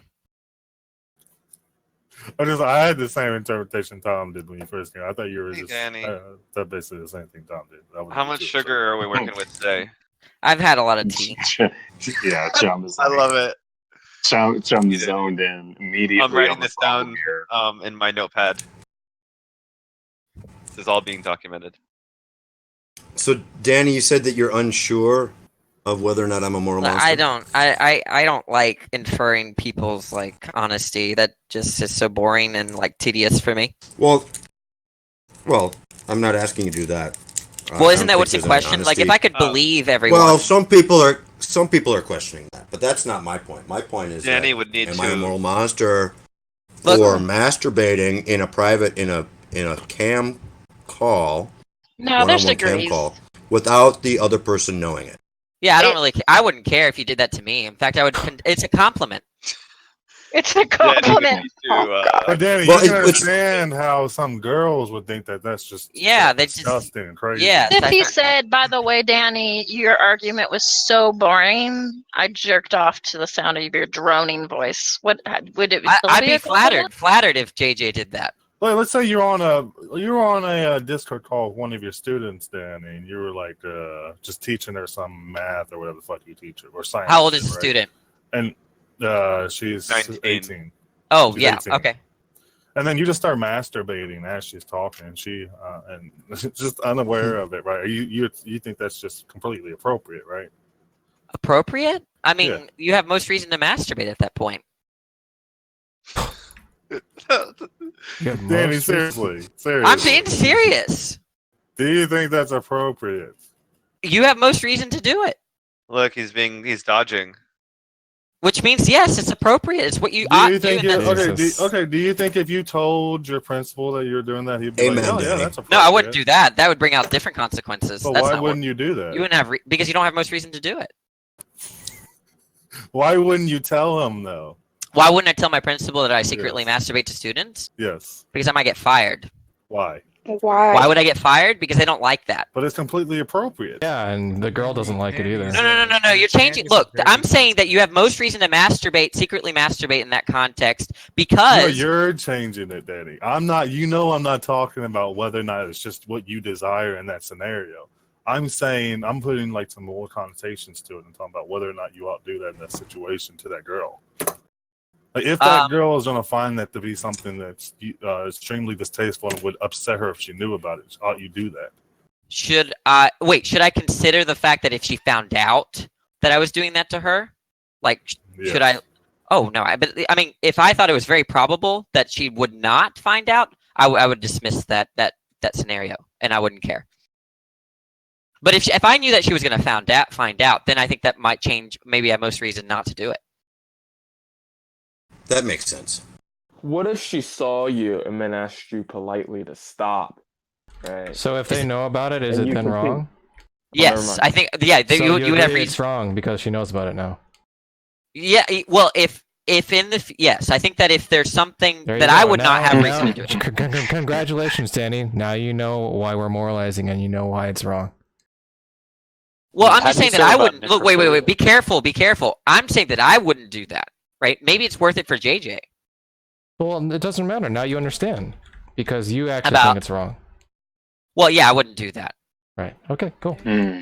But that's not what the original hypothetical was, or whatever. It was that he was secretly doing it. Correct. What does that matter? Well, because if he was secretly doing it, it seems permissible to me. Does she know now? What do you think about? Okay, so let's just take the example of the. The reason that he kept it secret is an issue here. Well, hold on. Let's just take the example of the restaurant then, Danny. So you go to a restaurant with a platonic friend and you're talking to him, you just start masturbating underneath the table. Is that cool too? If no While one she found doesn't out, and it might be worth it. Yeah, I mean, yeah. When I was a kid, I would masturbate in front of everyone. No one knew. Okay, what if you then went in front Okay. of other people? I feel and like the told difference them is that and you were a implied kid. to them that you were having cam sex with. Jovan, I Who got was the distracted. Can you person say it again? talking? What if you then went in front of a bunch of people and implied to them that you were having cam sex with her? Jovan, that someone spoke over you again. Can you try one more time? What if you you went to a bunch of people and then told them that you were having cam sex with her? Would I have reason to do that? Yeah, I think we should stop talking to Danny about this. I mean, I don't Well, understand. Danny, what about lies of omission that affect a person's reputation? Lies of omission? Yeah. Lies of like to say that. Oh, I didn't actually do that. No, just omission, as in not correcting something. A lie by deception by not saying something. Yeah, and like I'm just sorry, go ahead, stating Cam. limited or vague. Oh, like JJ responses. You're Like- lagging horribly. Purpose of having Willingly withholding information. Yeah, he might have good reason to do that. Yeah, I think this is so. Yeah, so like, say somebody walks up to you and goes, "Hey, so I heard you was having cam sex with this girl," and then you say, "Oh, well, I don't want to talk much about that, but there was a lot of jizz," and you're the only one that secretly was masturbating. Do you think that you're giving them the wrong idea? You're lying by omission there. Yeah, you can be deceptive. Was he being deceptive? Yes. Well, that was Yeah. what his answer was. Yeah, So, if he's being deceptive, yeah. But what And are we he's telling? saying he didn't. Now he's saying even though that was the genesis of the rumor, he didn't perpetuate the rumor. Wait, okay. If it's the case that he's being deceptive, right? He has reason to be deceptive. Lesson learned. Don't He's have just private saying chats that with you won't JJ. act unless you have most reason to do that. But Danny, that's not what we're talking. I don't know what you're talking about then. Like, Danny What actually we- can't understand, like, moralizing. This must be what he feels like when he talks to me about physicalism. I can understand now what Danny feels. I have a question. Is Danny truly buddies with Dio, as they say in the live chat, or is that just pulling our leg? No, I like Dio. Dio's a friend of mine. Okay, so you have no decent moral compass. Got Well, it. that's the come on. That doesn't follow. It I'm friends with everyone. I don't really. I try to be friends with everyone. There are a couple people that I have difficulty getting along with. When I met Dio, he was talking about a roofie with a girlfriend, and then it turned into that stuff doesn't bother me. That stuff doesn't like if I already said that. No moral compass. Got it. Look, that's just look, Deidre. Look, No, like this guy already's got issues. hold on. It's very No, true no, already. It's look, already I'm showing. I'm not. Look, I have my differences with Dio, but I'm not gonna just sit by and let you spread misinformation. No, my first time of ever meeting Dio, I was going No. to finish the sentence and I got interrupted. And then he you don't have changes to his go- story and then says it's aphrodisiac. He never said roofie And- ever, and- never. No, that's what Van and I said. He Right, said that and Van he wasn't always- interested in Van, sex. Van has chronically And- misrepresented that story, chronically every single time. I He was w- there during that. It was weird. So Another right good example of a perpetuated rumor. No. My point is that Dio, I'm watching him evolve and the things that he says that are sort of provocative. If Danny's buddies with him, well then like Danny's already written off. I don't really. I don't understand. If I disapprove of what Dio doesn't mean I can't be friends with him. Right? If you did something retarded or stupid or illegal, I would still be That's friends with you. retarded. It's like being friends with Matt Bell. I could be that's friends with just Matt Bell retarded. even if he's a pedophile. I don't really care. That's disgusting. I have a question. That one's not gonna look good. I mean, I don't care what That's looks good, disgusting. right? I mean, look, the point is that I can be friends potentially with anyone just because someone screws over another person, especially another person I don't know, whether it be child, baby, adult, old person. Is there right? anything that would disqualify somebody from being your friend, though? I would not. That wouldn't disqualify them in terms of me being. Is there anything though? Maybe if they're a physicalist. Are you that desperate for friends? I personally don't like hookers, but if I knew somebody that said I slept with a hooker and it's consensual, and it's consensual, it's consensual, Freudian slip, it's consensual, Must be right? consensual. I can put aside my personal dislike and still be friends with that person. But if that person, there's going to be a boundary of this is not okay. So where's your boundaries, Danny? No. I'm fine with saying that what they're doing is wrong in the sense that I would not do it. Okay. But Yeah, I'm saying that that's just hookers. because. But child molestation is a whole different game. Look, if there's a child molester who's in jail or has come out of jail, okay, did his time, that knowing that would not disqualify that person as a candidate for my friendship. That's disgusting. I can't.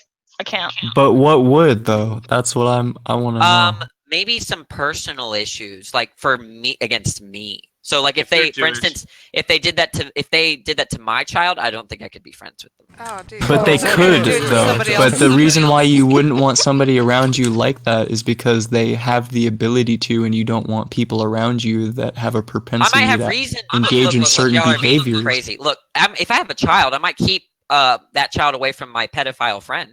But Okay. But the Right. might right. But it just depends. Okay. But the point is that that as long as they haven't offended my person or my family or my personal bubble, So so you're to speak, selfish. You're completely selfish. Danny is the hero we deserve. No, that's complete selfishness. So generally, that's somebody not, that I don't know what that means. Oh, that is absolutely. So do you ever on behalf of somebody else that's not your kin, do you ever have like a moral boundary that you're willing to draw on behalf of somebody else's welfare? Look, you're getting confused, right? If I say that some person's my friend, doesn't mean that there's no boundaries, right? If I have a pedophile friend, there might be boundaries with respect to my own children or my students or whatever, right? But that doesn't mean that I'm going to treat them like shit or not have conversations with them, not get tea if they want to hang out. Hang out? Okay, I'm not. That does not disqualify them. I don't give them a back massage. You can have boundaries with a person that the society just ostracizes or disdains. Isn't the essence of friendship having like a mutual respect for that person? Well, then I think somebody crazy that at bad all. touches Like, what he's saying might be like distasteful to you, but nothing what he's saying is like wrong. Sounds like you just want somebody think about to like a talk. child. Think about it from the instance of like a child, right? Just because your child murdered somebody, even doesn't mean that you're just going to stop loving that person, right? So what Danny's saying is that there's things that you can look past because you care about these people, and that just simply because they do these certain actions doesn't make you stop caring about them. My son was a mass shooter, but I love him. I think there's a distinction that Almost needs to be everyone made here. maintains that they still love their children. I think after there's a that murder. distinction that needs to be made here, which is that it seems that child molesting is on a separate tier, right? Like, I don't know, maybe it comes down to a value. Well, yeah, you never prey upon children. Well, look, okay. look, All I right. understand. Fine. You guys go ahead. Jesus Christ. You basically just never prey upon children. I mean, children are kind of like those one things where it's like, yeah, you just kind of leave them alone. In Look, terms let me of, just like, say this real quick. Let me just say this real quick, and then Declan goes. I think what's weird, Danny, is just the hierarchy of your values is just weird, and it's not. You mean like different? It's not really normal. No, So it's absolutely weird. Yeah, I don't know what I don't know. yeah, I'm gonna explain it to you. I'm gonna explain it if you let me. Okay. Okay. So like, you find out, oh, this person's a pedophile rapist, and you're like, and I'm still okay with being friends with them.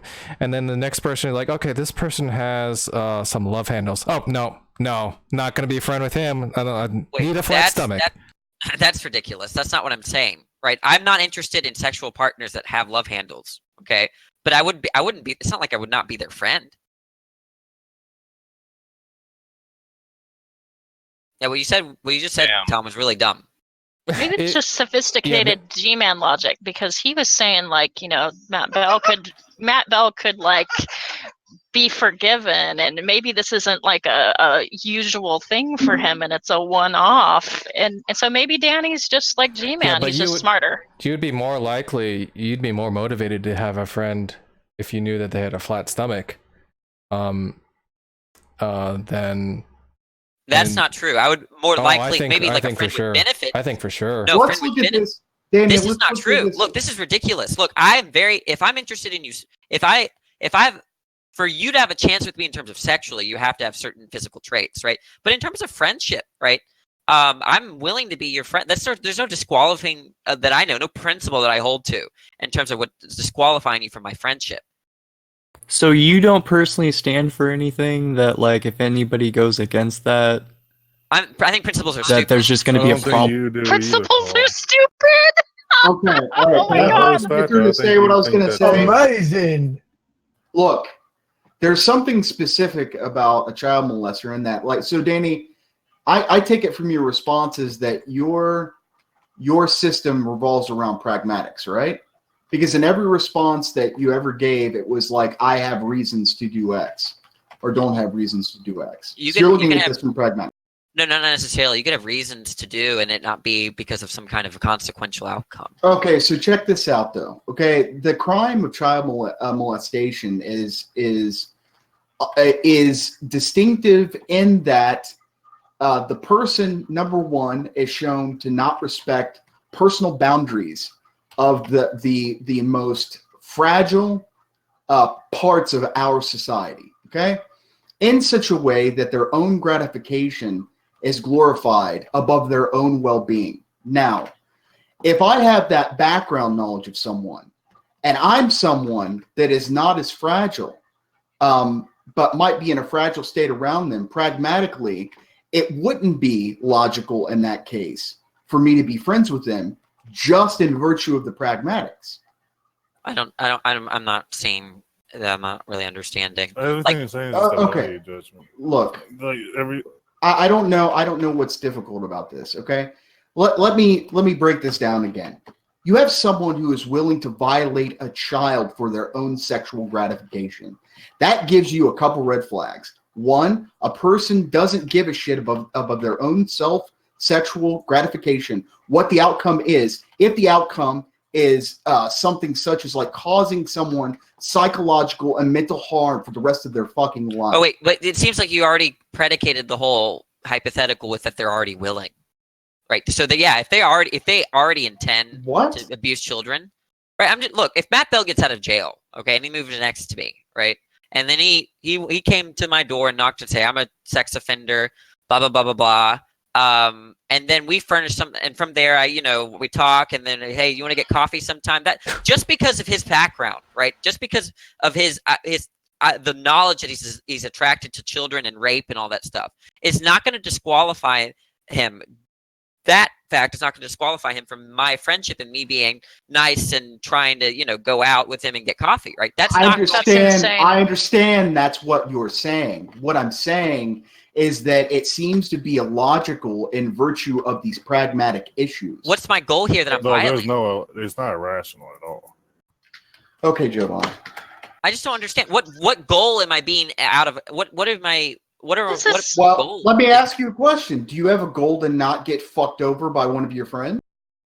I don't want to be fucked over. Is that what you're saying? Okay, all right. Do you want to be betrayed in virtue of their own sexual gratification? I don't want to be betrayed. Okay, now, do you think that someone who has a prior history of doing those sorts of things with the most fragile in our society might be at a heightened probability of doing it again? No, just because if they have a prior history of going to jail or that, I started. No. Hold on. You don't think that's evidence? You don't think their prior history is evidence that that's an issue that they have in their own life and that they might possibly do it to you? Do it to you?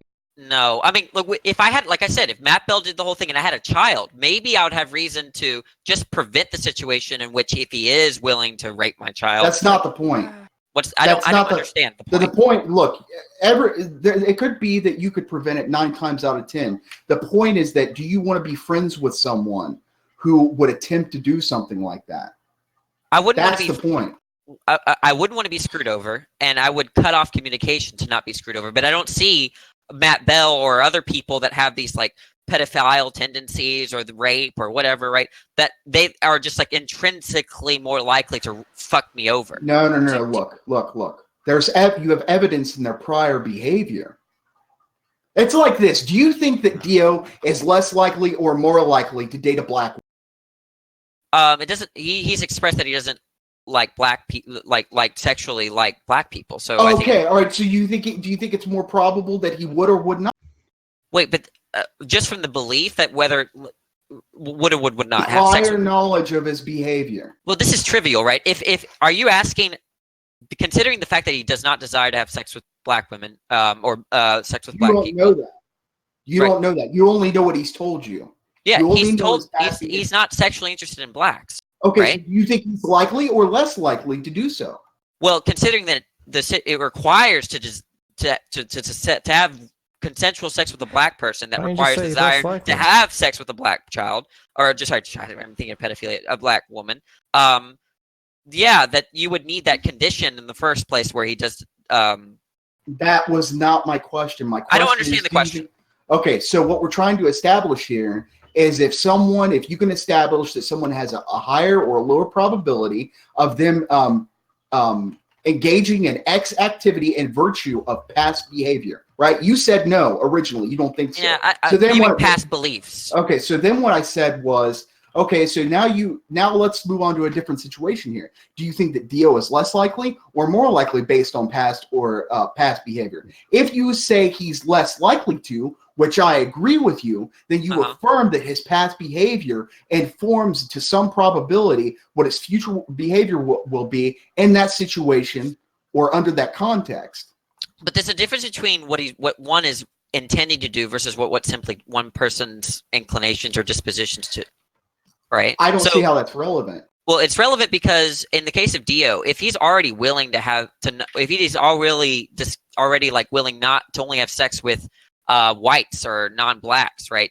Then the cases in which he would have consensual sex with blacks is just that's not going to happen. Let me tell you why that's not relevant. It's not relevant because I'm not disputing whether the child molester intends to fuck you over.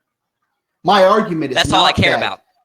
Okay, so hold on a second. So let me make sure I understand you here. Okay, if the child molester does not intend to do something to your child, that's all you care about. Yeah, if I don't perceive that intention, I'm not going to worry about it.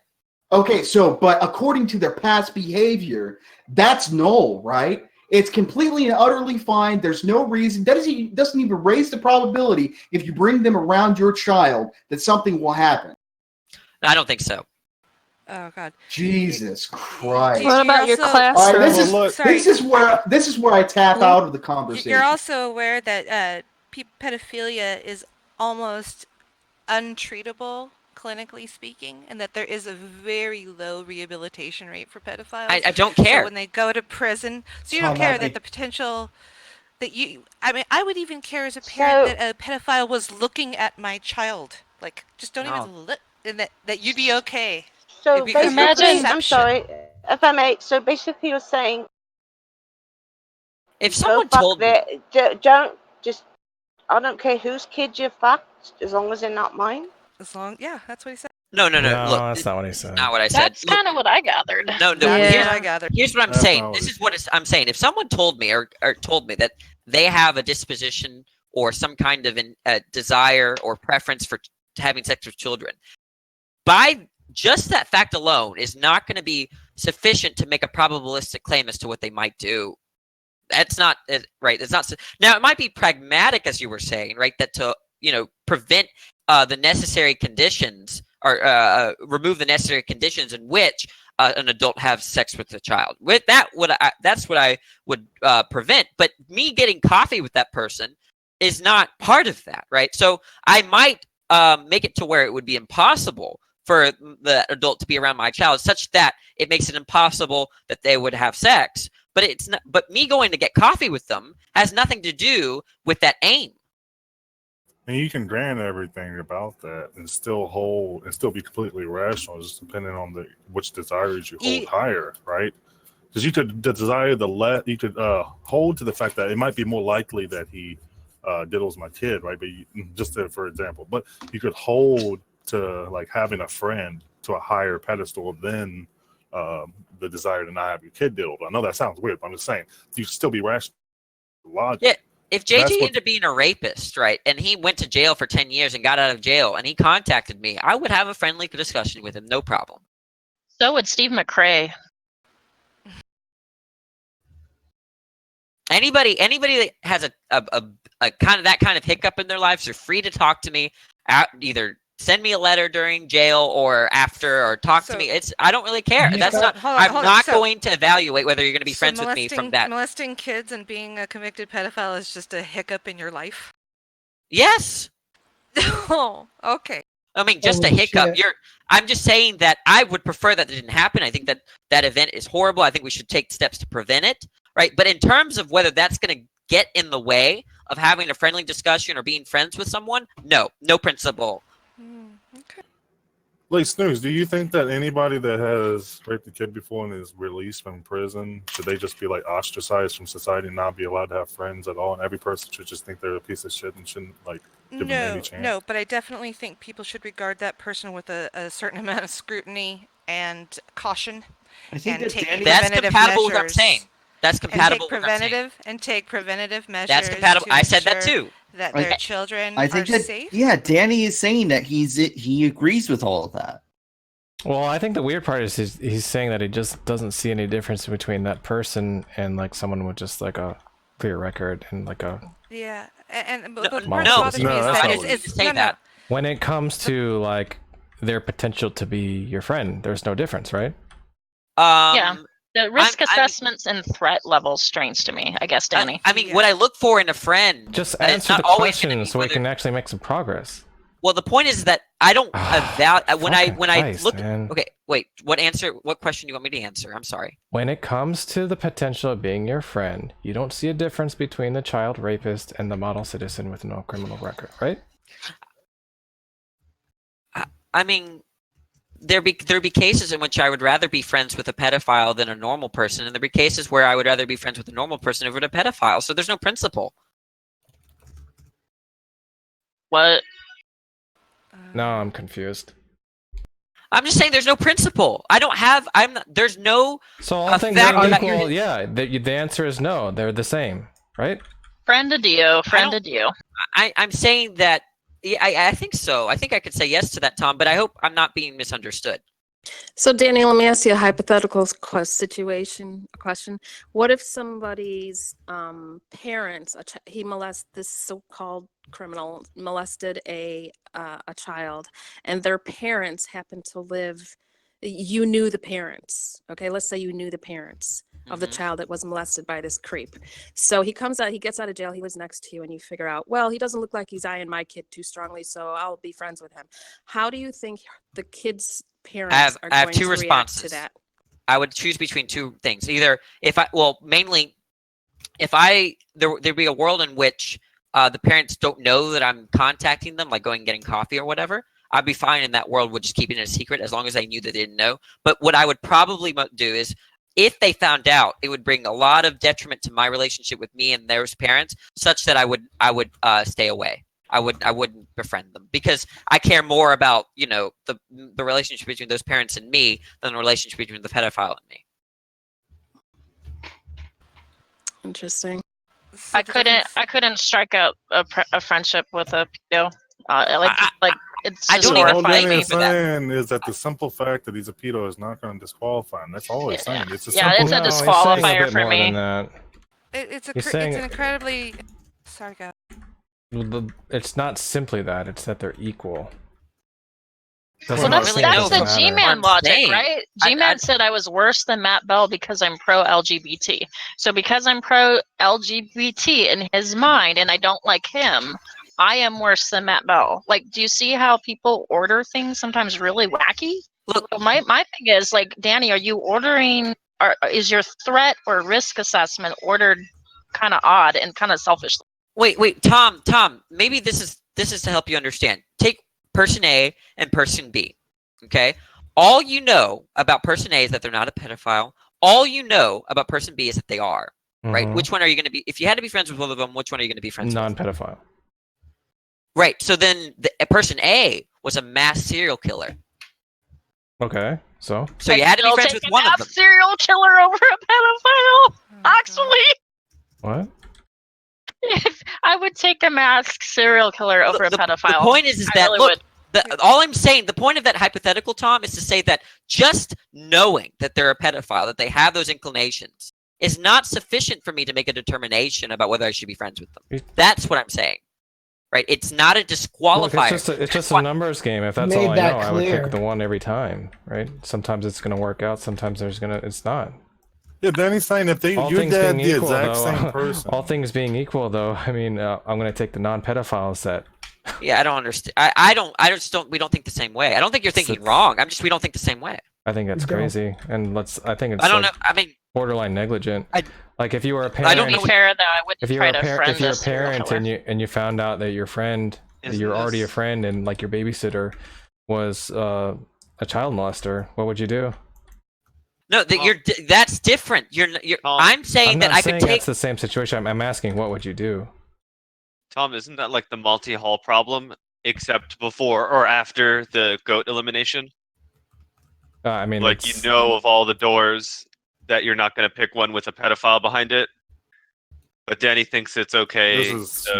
Look, I mean, it doesn't really mean anything because every person A, sure, the person A could have ended up a serial killer, but person B, all things being equal, if I'm assuming that's the case. I mean, person B could have been a pedophile and a serial killer. It's just going to be the same. The point is that if someone has, look, this is where I think their irrationality is. If someone has an inclination towards children that generates zero predictions, zero. So I think that Tom's point there was an excellent one. And the way that I cash it out is in the principle of indifference. So Tom's saying that with respect to person A and person B, you have the same amount of information about whether or not they're a mass serial killer, right? But with respect to person A, you have information about whether or not they're a pedophile. And so, like, when you, Danny, appeal to the possibility that person B might be a serial killer, it equally applies to person A in the same degree, because you have that was my bad. But you had to hear my. What did I just say though? I said that if someone has an inclination towards having sex with children, or has gone to jail, right, and for having sex with a child, right, I don't think that generates any predictions. Not in the sense that it's like an entailment, but I do think that we have changed credences with respect to their future actions on the basis of it. And this is something that actually gets, that I find coming up a lot in discussions with you. I don't think there needs to be like some type of law-like relation in order for us to have a change in credence with respect to propositions about agents. So you can have like an increased confidence that somebody will do some type of behavior in the past without there being some type of law that like necessitates that it will happen. Yeah, but look, if you do that, right, you're not just merely taking into the account that they're, let's say, inclined towards children. You're taking out other factors. There are other factors in play, not just that simple factor. Like you seem like somebody who it'd be really easy to Dutch book. The Dutch book? He won't know what that means. Like I could, like if you and I played a game where we bet on things, I'd be able to take your money. So you have a friend who's a habitual liar, and this habitual lying friend keeps lying to you to the point where it's sometimes irritating, and it gets in the way of making plans, doing things. Is it likely that habitual liar is just going to change with a new friendship? If they are a habitual liar, then you can expect to see the habit. That just follows trivially. So I would propose that someone like Bell might be a habitual, because if you look at his Twitter and he goes back, he is obsessing with child molestation all the way back in Twitter days, like 10 years ago.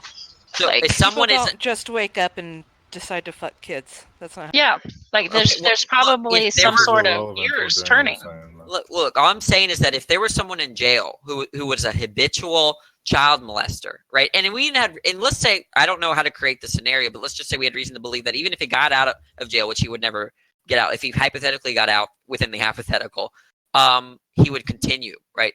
That would not pose. That's not going to disqualify him for me if he's in jail. I would still. Yeah, but if it was he'd be less likely to be your friend, right? No. Okay, so it's not just about disqualification. You're just saying that you're just as likely to be friends with a child molester knowingly as per a non-child molester. That's what's weird.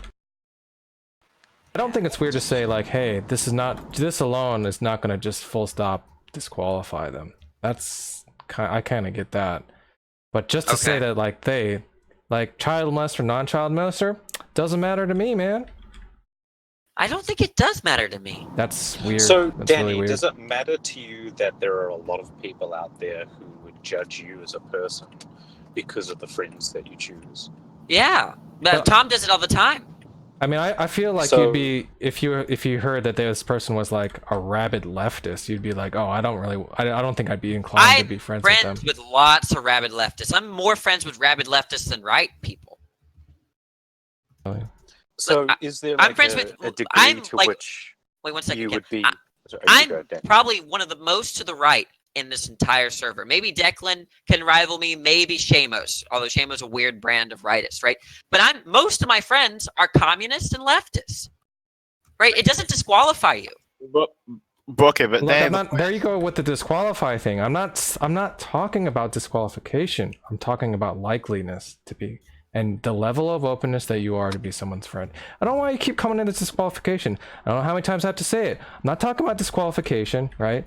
I don't think that's the weird thing to disqualify someone just based on one thing completely. Wait. Let me. Maybe you're onto something, but I don't think I quite grasped it. I haven't grasped it. You're saying that it's not simply that it's just equally as likely, right? Whether a person that's a leftist versus let's say an average person, let's say a moderate, that I'm just as likely to be friends with either one of them, right? Which to me just means that if it's not that way, then there's a property which disqualifies them, or there's a kind of propensity to be friends with one more than the other. That just assumes disqualification. Like, yeah, your immediate was to go to the fact that there was no principle, because you see it being the case that it's possible for you to be friends with somebody who's a pedophile, or that there's nothing that makes it such that you never would, or something like that.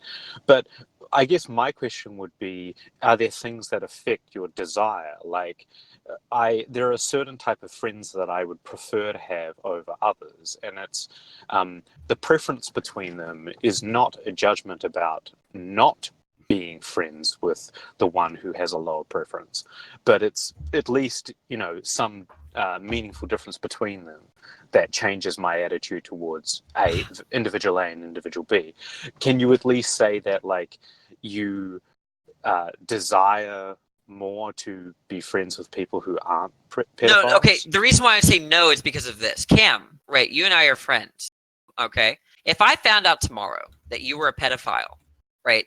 Would there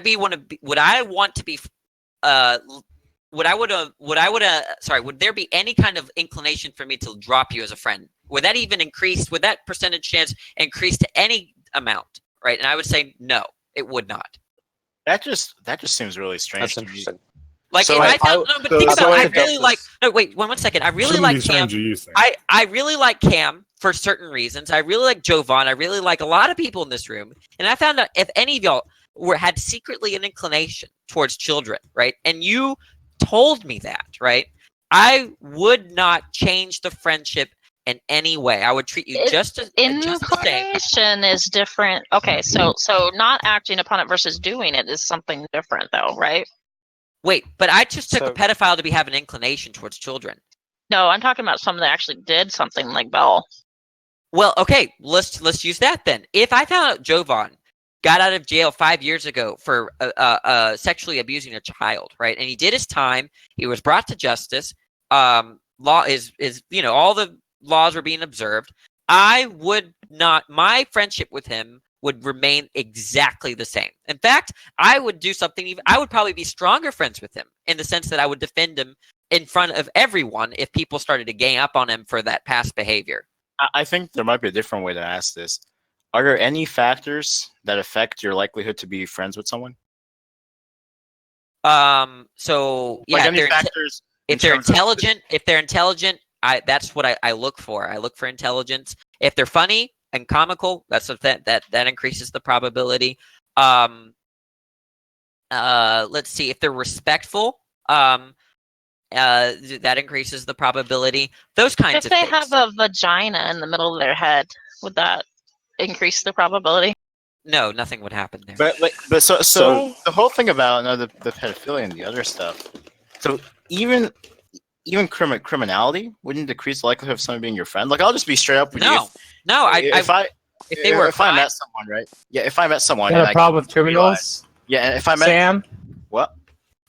Have you got a problem with criminals, Sam? Well, Dan, I want to jump. Well, Sam is actually going to be a huge hypocrite on this, and he's actually said the exact opposite. But go ahead and let him finish.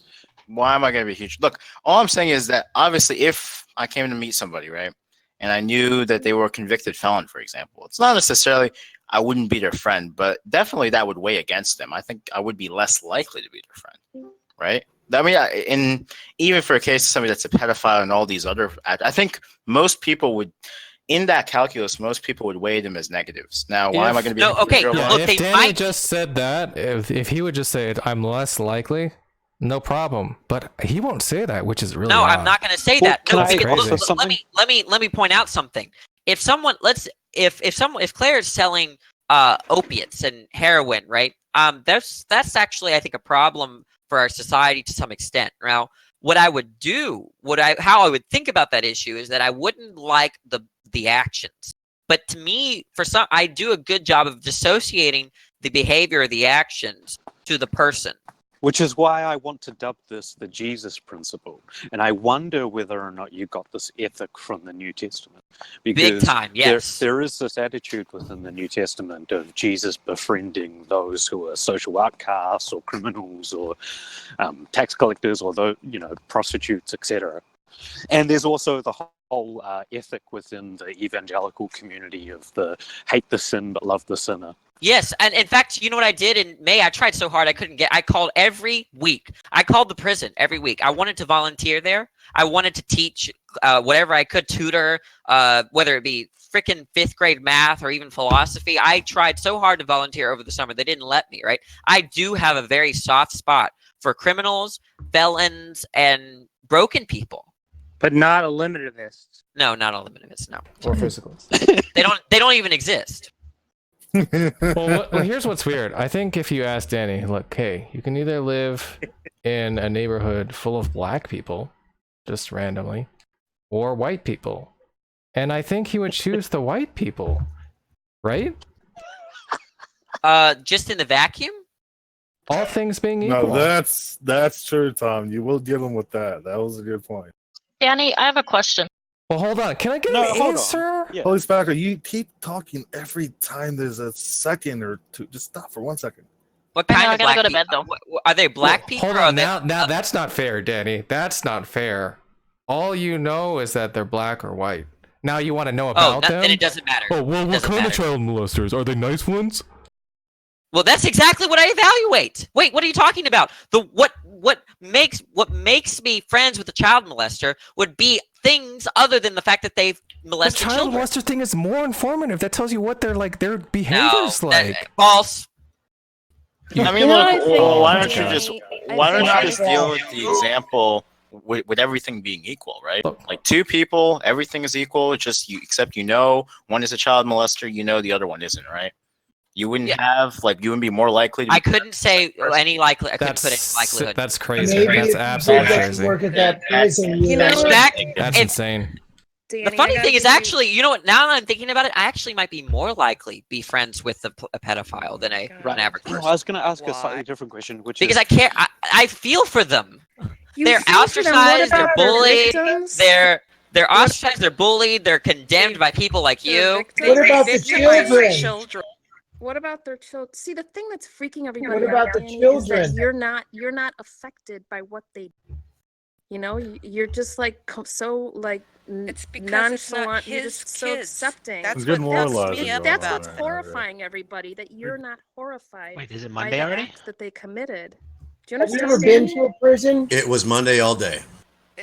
The reason why he's not horrified is because it's not happening to his family, him directly. He's got this weird disconnect where he has. Wait, no, no, you're mischaracterizing what I'm saying. No, that's not.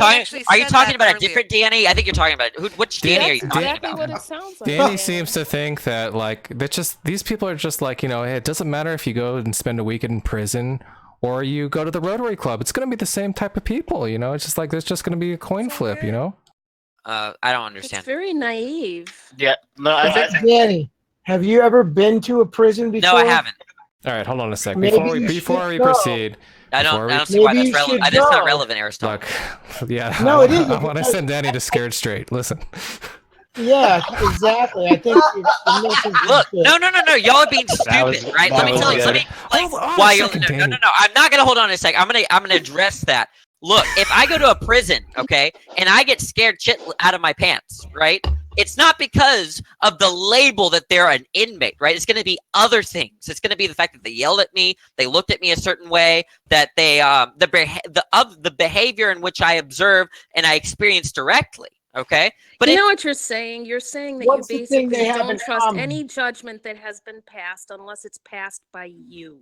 You don't trust any other judgment that's been made. That's not. Are you talking about a different Danny? Which Danny are you Exactly talking what about? it sounds like. Are you talking about like Danny? Like from I don't know what you're talking about. What does Why one not ask thing him a everyone question in that prison instead of share? making an accusation? This is very similar to the whole Bible thing about whether or not what interpretation and blah blah blah. This is a very similar discussion. All he's saying is that them being a pedophile doesn't explain their actions. You can't determine their actions based off them being pedophiles. No one is claiming that you can absolutely determine their actions. Not My one only person saying point, my only point was that their prior actions inform a possibility and an increased probability based on their prior actions. Declan is correct. True. Plus, No, it is. Yes, It actions. does. Okay. All right. Do we need to go back to the VO situation? Well, I can No, hear there's it. no law in I place. want to get back to the prison.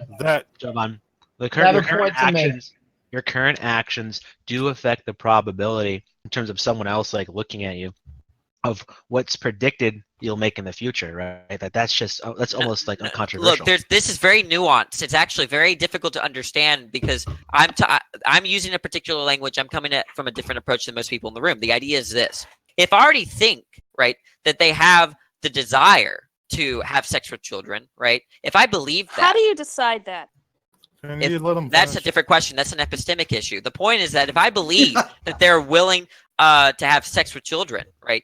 I can, with respect to my kids and other kids that I know, I could eliminate the necessary conditions for that being actualized, and that's to say, control the those kinds of events and still be You friends don't with think them. they can see past your ability to deter them? Dude, they're predators. Good question. Do you not know how Good this question. works? Do you have any idea what a criminal is? The point is that what's a Danny, If Danny, I want I'm going to bed, but my final thing before I go to bed is this: your thinking is the reason why pedophilia is such a problem in churches, Protestant and the Catholic Church. Pray I don't for him. Henry Pray for Stacker, him, you're Deidre. thinking exactly Pray for why him. Christians are so retarded because of your principle thinking. Well, that's not. Look, can I just look? Yeah, go on. I really would like an answer to my question, Danny, about Yeah, the what's the black and white question? neighborhood. Yeah. I've been trying to bring it back to that because that was Well, really there is no. I wouldn't care. Oh, no, I'm done. I'm done. Yeah, get wrecked, Tom. Sit down. Yeah, I don't think that was answered, honestly. Come on. Well, I think Well, Danny would have answered that differently a couple months ago, but I think his answer now is Yeah, different. I understand the issue now. If it's just that they have green hair or black hair, right? If I associate black people with crime, right? It's because I'm imposing my social environment on blackness, okay? And if you're saying that all things being equal, that's to say I'm not, we could consider any kind of environment, okay? Then it doesn't matter. I think Danny can turn this around on you guys, right? And say, look, you guys in that situation are going to have to say that you would prefer the white person because black people are statistically more likely to hurt you. Yeah, I would have no problem with that. Oh, yeah, there we absolutely. go. Yeah, Now let's no, turn look, around and start hating Declan, everybody. Yeah, why would that matter? Look, both. Why does that matter? If you wait, Tom, he's saying that if you simply have a black and a white person, everything being equal, he would choose the white. Yeah, person. but Look, I'm using a child the molester is black. statistically more likely to molest. Yeah, look, No, that's that's all. false. That's all I'm saying. Yeah, if no, there, it's not. if it is the case, I'm not saying it's the case, but if it is the case, right? It's been established. You have black guy A, which was in the original context, right? That has done X, or there's a propensity, or I'm sorry, there is a prior behavior. If it were the case that was the case with black people, yes, then yes. There's a higher probability because their past behavior informs a higher probability of what they will You didn't understand do in the the future hypothetical. behavior. You didn't understand the Hypothetical. hypothetical. The Because hypothetical is you have a white person, Yeah. you have a black person. They're completely the same in every way except for the skin color. Now, given our statistics now, black people are more likely to hurt you than white people. Okay? Now, so Well, I think what you you're messed up when saying- you said they're exactly the same because I thought the idea was that it was random. all things being equal. all things being equal, Well, just that like doesn't that. mean that they're The the idea- same. If That's it's just a weird random, wording. it's the same thing.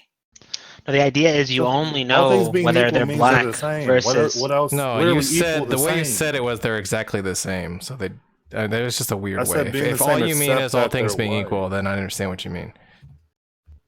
Okay, well, all things being equal except the one's white and one's black. Declan's going to have to say that he's going to choose the white person because black people are more likely to hurt him. If it is the case, the black people are more likely to hurt me. Right? No. Statistic. Okay. You know what, Jovan? You want to keep fucking over talking? Just go ahead. Just go ahead.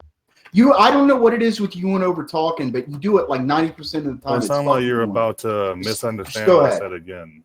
Because I let you finish last time and you didn't understand what I said. Calm down. The point is, I think, Declan, is that if we take a black person and a white person, and all we knew was that they had black skin and white skin. Black skin and white skin don't generate any predictions about their behavior. Absolutely zero, right? So the rational thing to do is not think that they have some higher probability of committing crime or not. Now, under your social environment, right? Let's just grant all the statistics for a second. I think there's a correlation between black skin, right, and crime, right? But the point is that that's not to say that if they have the black trait that you can generate the prediction from that alone. That's quite confused. I'd rather take it off the black and white. I like to talk about it abstractly. So it seems to me that you're saying that there are no observations that can change your credence, that is, act as evidence in the sense that it increases or decreases your credence in a proposition. Unless it's the case. No, you can correct after I finish. Okay. Unless it's the case that there's some type of entailment or law-like predictor. And I reject that. And I actually think that a lot of our science and a lot of our causal reasoning rejects that. And I don't understand why you hold to that idea. I'm saying that beliefs and stuff like black skin, from that alone, generates no predictions. Do we agree at that least at that, right? I don't think it generates predictions, but I think that there can be observed statistics such that the observation of black skin or white skin or some other particular attribute can change your credence in a proposition. Yeah, but it's not going to be in virtue of the fact that they have black or white skin. I don't. No, because the melanin in the person's skin is not predicting exactly. But it's the fact that there's an observation that ought increase your credence in a hypothesis. And this can happen in all sorts of different ways, and we can construct many different artificial scenarios where if you perform your updates using this rule that you're advocating in the server right now, I can take your money, Danny. Over and over again, I can take your money because you'll end up having the wrong credence. That's going over my head. I don't understand. No. Well, look up Dutch book arguments. Go ahead. I think all that's trying to be said here is that, right now you're coming off as someone that just spends too much time in a textbook, basically. Like, nobody makes real world decisions this way, right? And no one's talking about the kinds of hypothetical you put forward, right? Are you talking to me or Danny? I'm talking to Danny. Because I was being quite theoretical there, but you go, Danny. So I'm just saying that when we take a person out of an environment that has, if we're not being specific to the environment, their traits, their phenotypic traits, do no explanatory work as to their behavior. Well, so I can agree with that, with at the same time being consistent in holding that the observation of such trait ought to affect your credences in certain propositions. And there can be many different types of propositions that can. It could be like the probability that you think you're going to observe that they wear Nike shoes, or the proposition that. That's not what the hypothetical was. That's not what the hypothetical. Look, the hypothetical was this.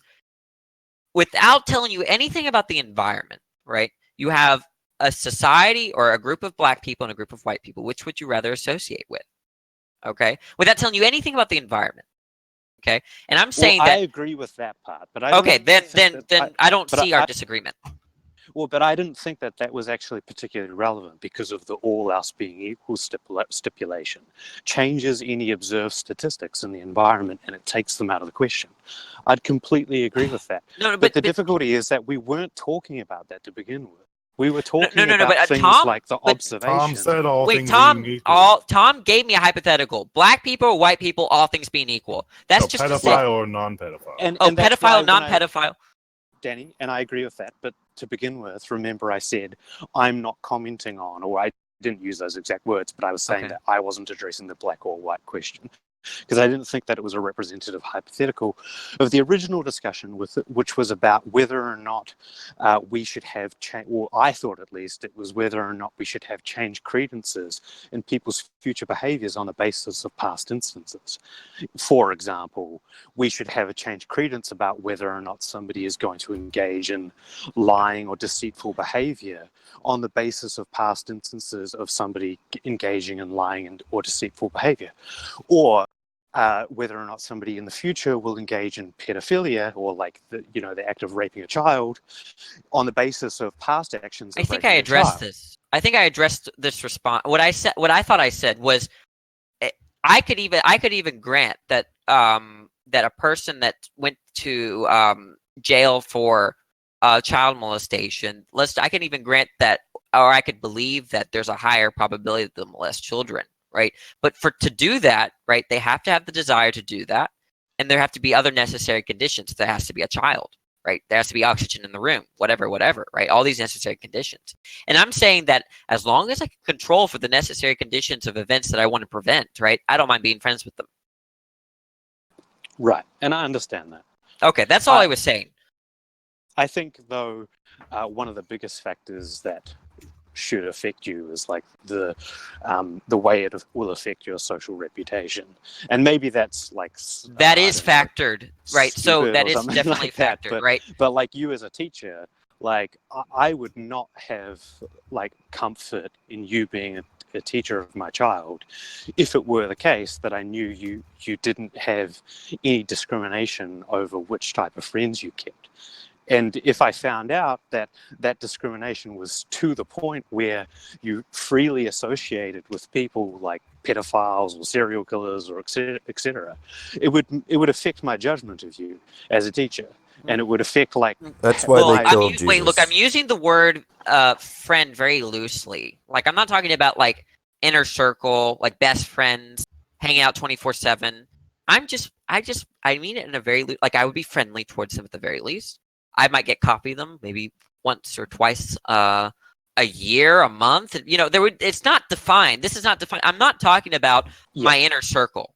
Okay. No, I understand that, and it's very charitable of you, Danny.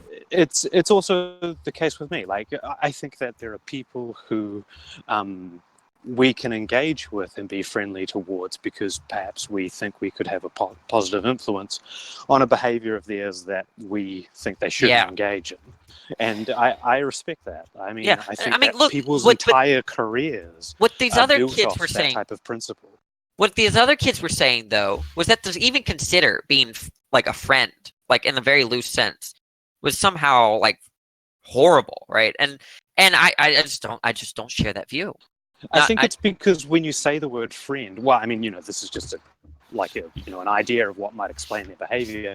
When you say the word friend, maybe they have a model of what they have highest association. Perhaps. Maybe we weren't clear about that, yeah. And their highest association of the concept of friend are people who are close to them, right? So, it's Are we almost friends, like Cam? Yes, we are. And okay, are we really close to each other? I would say that we're moderate degree of close with each other.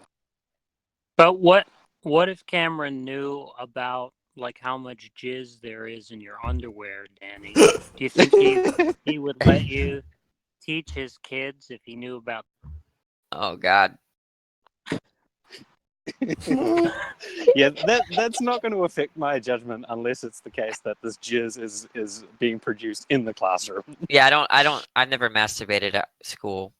I've masturbated at church though. What an odd thing to say. At church, he masturbated at church.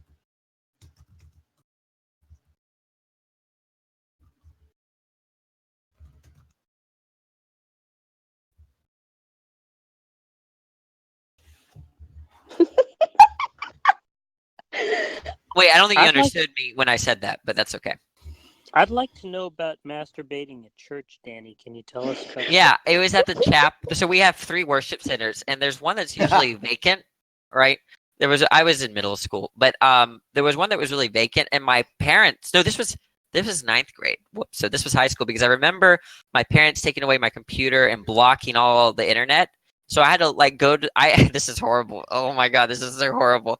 I would Danny go to got the on his church. knees for I would Jesus. go to the church computers and try to get porn. Right, and Oh my so I went in goodness. the chapel, and the computer I found out they blocked it too. So then I just because I was really horny, and I had to stay after church, and then I went underneath a pew, in the dark, and just did my thing there, and got it over with, and just left. Under a pew? Jesus. Jesus was definitely watching you during that. You know? Like on the ground? Danny was on Under his a knees pew? for Jesus. That's actually a good question. Do I need Jesus' consent to masturbate? No, I don't What was remember. it? Oh, you don't remember? Yes, you do. What is it? I don't. I wasn't into gay porn until maybe like 1908. Like I was more Maybe third interested in the grade. hetero stuff when I was in high school. So I must have been actually 14 because I started watching porn around 14 or 15. Wow. Man, Tom beat me to the question. Damn. Danny would search for hot couple. Hey Tom, I apologize for Because that- shitting on your question, but it was just with the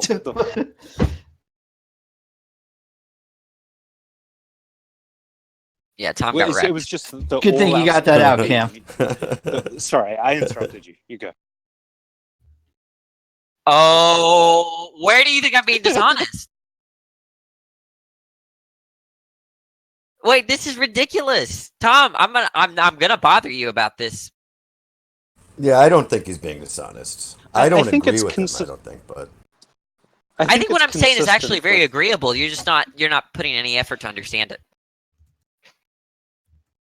Exactly. oh, I just have different preferences. I would be uncomfortable too. But I appreciate your charitability though. I don't think I could be that Who's JJ charitable. talking to? I think the black and white You. example is Oh, better okay. than we'll see.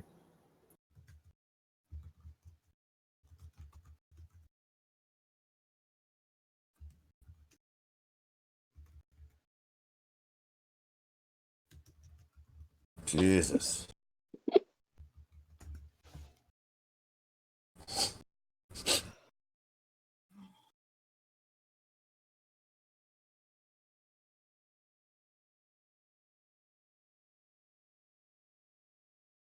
All things being equal, right?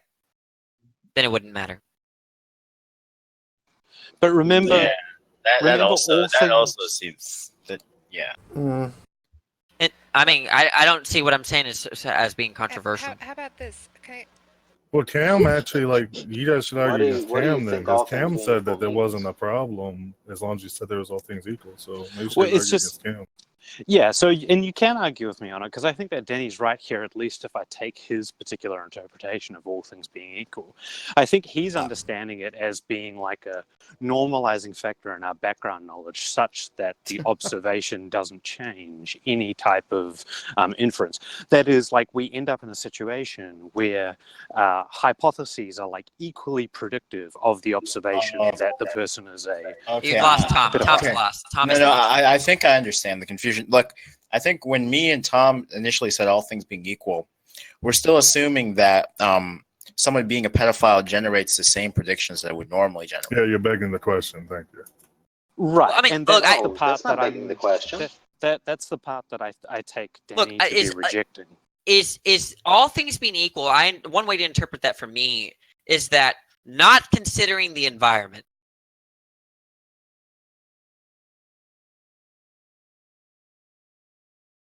Right, which that just means, Tom. That's my oh my understanding. God, that just means you're not considering any variables in the environment. Oh my God. Okay, I'm done. So, I'm going to go Danny, to the bathroom. I'm going to the bathroom. Danny, Can play I try to Overwatch. Can I try to explain Tom's Go ahead. position in a way Oh, that? Yes. Tom. He's Oh, in- Danny's, he's in the Danny's bath- he's in the already bathroom right now. going to the bathroom, yeah. Oh damn. Yeah. I think I got the gist of it, but I didn't hear it from him. No, like I just.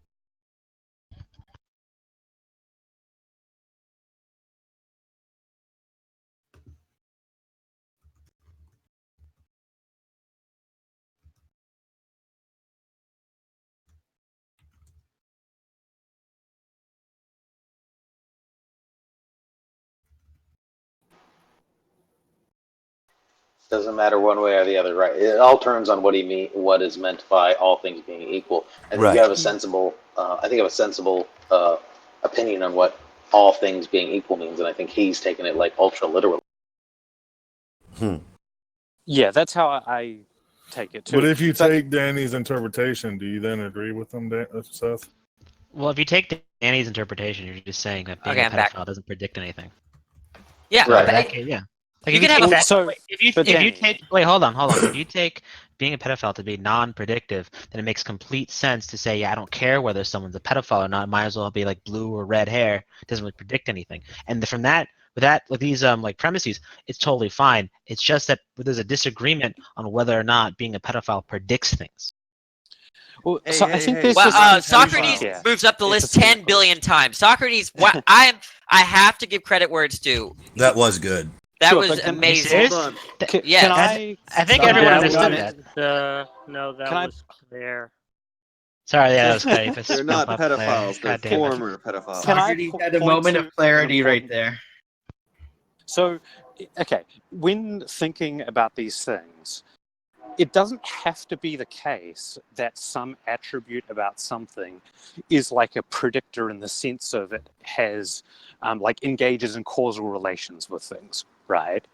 In order for you to update a credence and a hypothesis on the basis of that observation. So there's like two different, like, for example, like I would agree with you, Danny, that having different amounts of melanin in your skin is not a predictor, right? But the thing is that there can be other hypotheses that you would change your confidence in on the basis of that observation, like a particular type of melanin or amount of melanin in your skin. And it's the same thing with like being a pedophile, right? Being a pedophile doesn't necessarily mean that there are like causal relations with these other factors, but it can change your credence and hypotheses. Like you're thinking, I don't know, like a epistemic fundamentalist or something like that. There has to be some type of principled entailment between these two things in order for you to change your credences. But that's not the case. And so like if you interpret all things being equal as saying that there's no background observed statistics that allow you to make such credence updates on the basis of these observations, then I would agree with you. And I think that what you're saying makes a lot of sense. But if you're saying the other thing, then I just think it's just stupid. Yeah, I would say that considering the environments that I'm in, right, if I impose that environment on like traits like black skin or something, I might come to certain probabilistic claims, but I don't know how to make sense of those yet. Well, I can teach you that. I think I should be taught that. I don't understand. Well, Tom, you don't know either, so sit down. Oh, no, don't do that to Tom. Tom's being real. I'm gonna. Don't lash out. Don't lash out, Danny. We're best friends. Yeah, that's not cool. We're a family. So we don't want to. here's like one way to think about it, Danny. Like there is a particular gene that affects. Wait, Cam, I don't mean to be disrespectful. Since Tom thinks he's got it all figured out, maybe he can explain it to me. Okay. Yeah.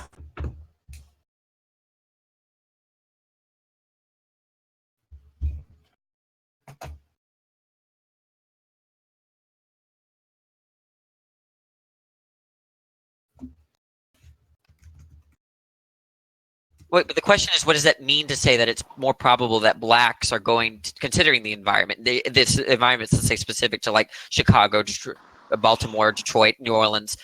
Yeah, so that's not my position, Tom, by the way. But Well, that's interesting too. Oh, well, no. the reason why it's not my position is because there are obviously different geographic regions that have different statistics on the basis of things like black or white.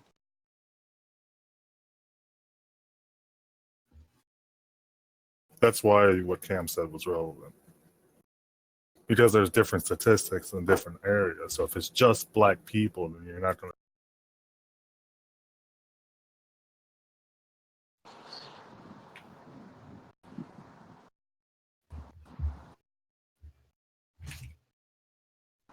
Yeah, well, you'd have to choose some type of normalization strategy over the statistics, right? So an average or.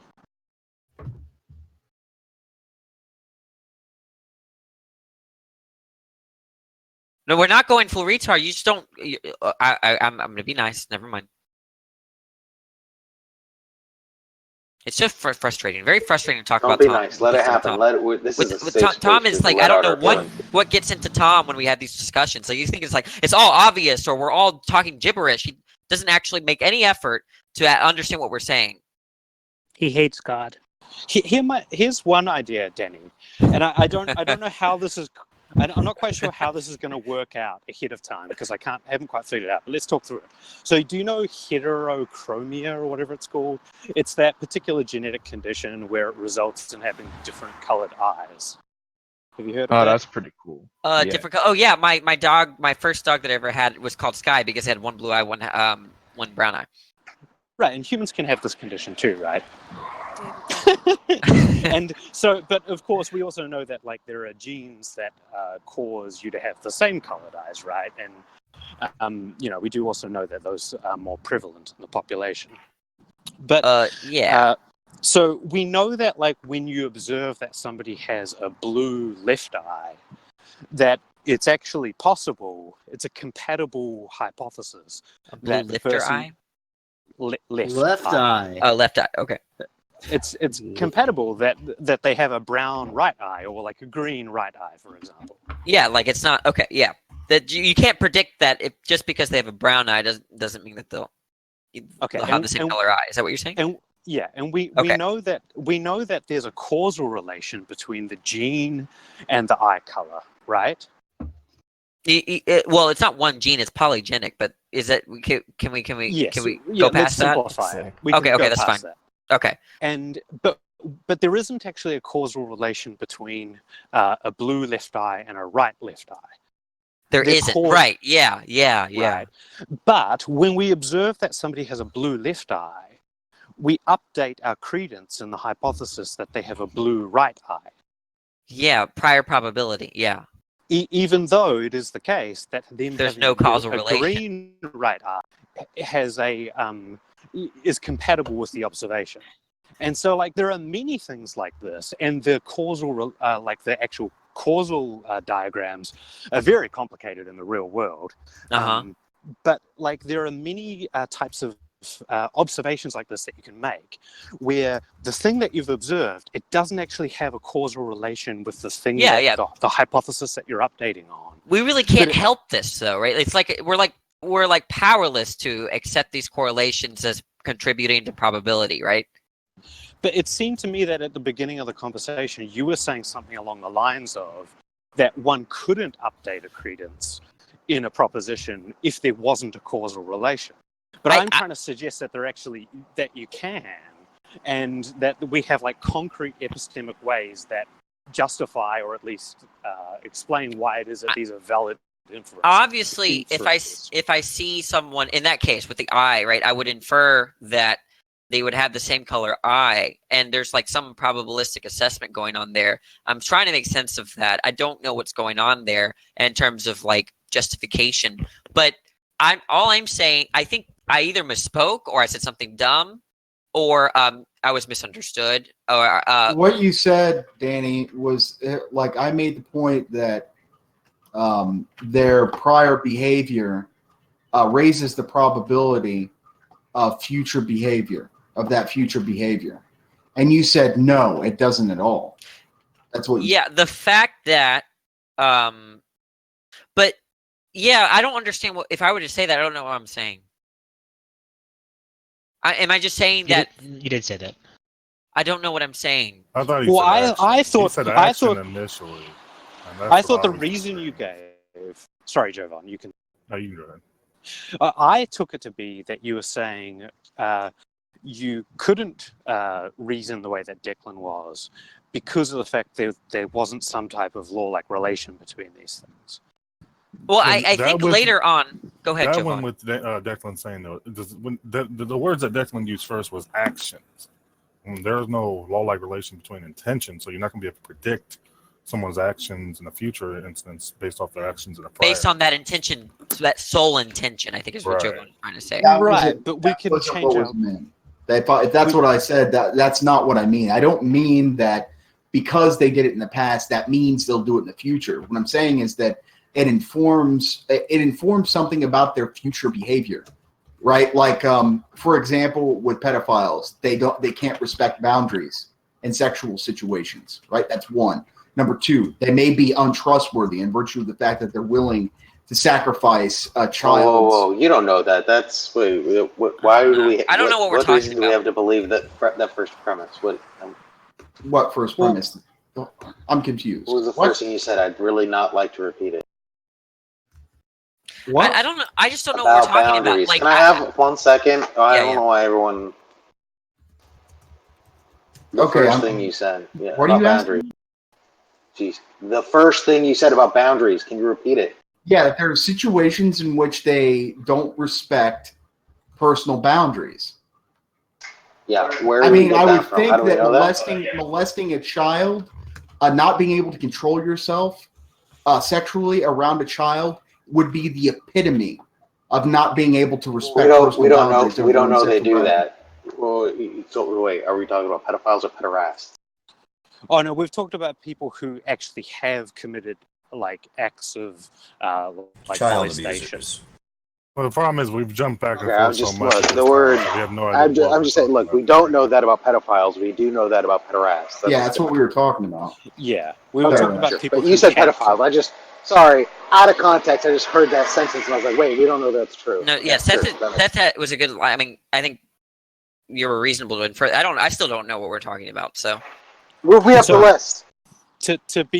To explain what I see, I think that the claim that Declan was making, and hopefully I don't get this wrong, but I thought that he was saying that an observation that somebody like molest a child can change our credence in them doing something in the future. Yes. And I understood, Danny, you to be objecting to that because... I think I was objecting. Yeah, I was objecting. There wasn't like an entailment between those things. And like I agree with the observation that there's no entailment, just in the same way as I agree with the claim that there isn't an entailment between having a left eye and having a left blue eye and a right blue eye. But I still think that we can change our credence in the hypothesis that a person has a right blue eye on the basis of observing a left blue eye.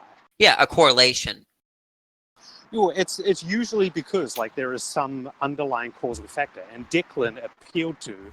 He said it was like in virtue of the person not having the ability, or at least you having high confidence that there's somebody who doesn't have an ability to respect personal sexual boundaries. Okay, well, when I don't really remember, but I was interpreting Declan very, very technically. So I don't. But the what I was saying was, for me, if someone has molested a child, gone to prison, come out of jail, I no longer hold a credence that they're more likely to abuse a child coming out from jail. Testing 1 2 3. Mic check. Can you guys hear me? That belief that you have is actually wrong. Well, wait. Okay, we have to explore that. Because there's recidivism rates with respect to crimes that observe different statistics. But it can't be because of those common factors. Say that again. It can't be because of the common factors, because there's going to be a person that commits X crime, goes and then goes to jail for Y time, and then what is it, recidivism, and then going back to crime, right? And there's going to be people that go, do the exact X, Y, and then not go back. And 90%, there could be a 90% recidivism rate. The point is that there's nothing about them doing the crime and going to jail for the amount of time that's going to explain the difference, right? So I need to know right? Another factor to be able to feel like I'm licensed to say that that they would be more likely to do one or the other. Now, I understand this is the same issue with the eye thing, right? This is the same thing with so there is a strong correlation. Okay, I'll let you talk. So that's where we are. That's the bad move in the game, because what I think that you should be saying, and which that I would agree with, is that there is nothing about you had this really nice phrase, and I want to be able to like quote it, but I can't. There's nothing about like the jail time or the amount of time that explains the difference between the person who comes out of the jail and doesn't recommit an offense and the person who comes out and does. Yeah. Now, I think that means that it doesn't give you some type of entailment. Like, it doesn't allow you to say that this person will or this person won't. But what I don't think that it gives you the ability to do epistemically is say that there's no difference in the probability. Are you saying that any correlation is going to equal to a probability? Well, I mean, I like to talk about things in terms of like credences and hypotheses. Yeah, I don't know what that means. And so, credence is somebody from Crete. It's just like your confidence. Also, you're going to get me to explain the fundamentals of my epistemology. Before you explain, can I ask you a question about credence? Sure. Do you think it's justified? Yeah, by a specific rule derived from probability theory. Okay. Well, actually, it's a couple of different rules. There are a few axioms that go in, and I can talk through them if you want. So let's just establish a great correlation between black bodies and crime. Okay, and in particular, let's say in New Orleans and Baton Rouge, which is the case. Okay. So if I see a black body in the street, you think I'm justified in thinking that they're more likely to commit a crime? If it's the case that, on the observation, so the way that I think about it is in terms of conditional probabilities. So if the probability that they will do X given that they have black skin is different than the probability that they'll do X given that they don't have black skin, then the observation of them having black skin can allow you to change your credence in them doing X. And this is like a general framework of reasoning using conditional probabilities that applies to like all forms of like updating about beliefs about things in the world. Okay, so let's pause here. I'm fine with saying that I don't know what I'm talking about with respect to those cases. I would say that if I do have this belief that if I see a black guy in the neighborhood, I think that they're more likely to rob me than a white guy, only because the statistics are support that. Carry on. Yeah, in specific environments. Okay, and I want to make clear something, because like there's going to be people who are making inferences about me that I think are probably wrong. Yeah. Which is that I want to be clear that this epistemic framework also tells you like the right degree of shift in propositions that you are justified in having. And when I say degree of shift, I mean like degree of credence change in a proposition. And the importance here is that there is this phenomena called base rate neglect, or the base rate fallacy. And it's really common in like medicine, but it's also like a general reasoning problem as well, where people take it to be when there are big differences in these things called conditional probabilities. When there are big differences between these things, people think that it like means that the credence ought to be like 80% that the person's going to stab you, or 80% that you have cancer on the basis of receiving a positive test for a particular type of cancer. But our credences are affected by two factors. One is this, likelihood ratio thing, which is the difference between, or the ratio with which this particular observation is predicted on these different hypotheses. And then another thing which is crucial is the prior.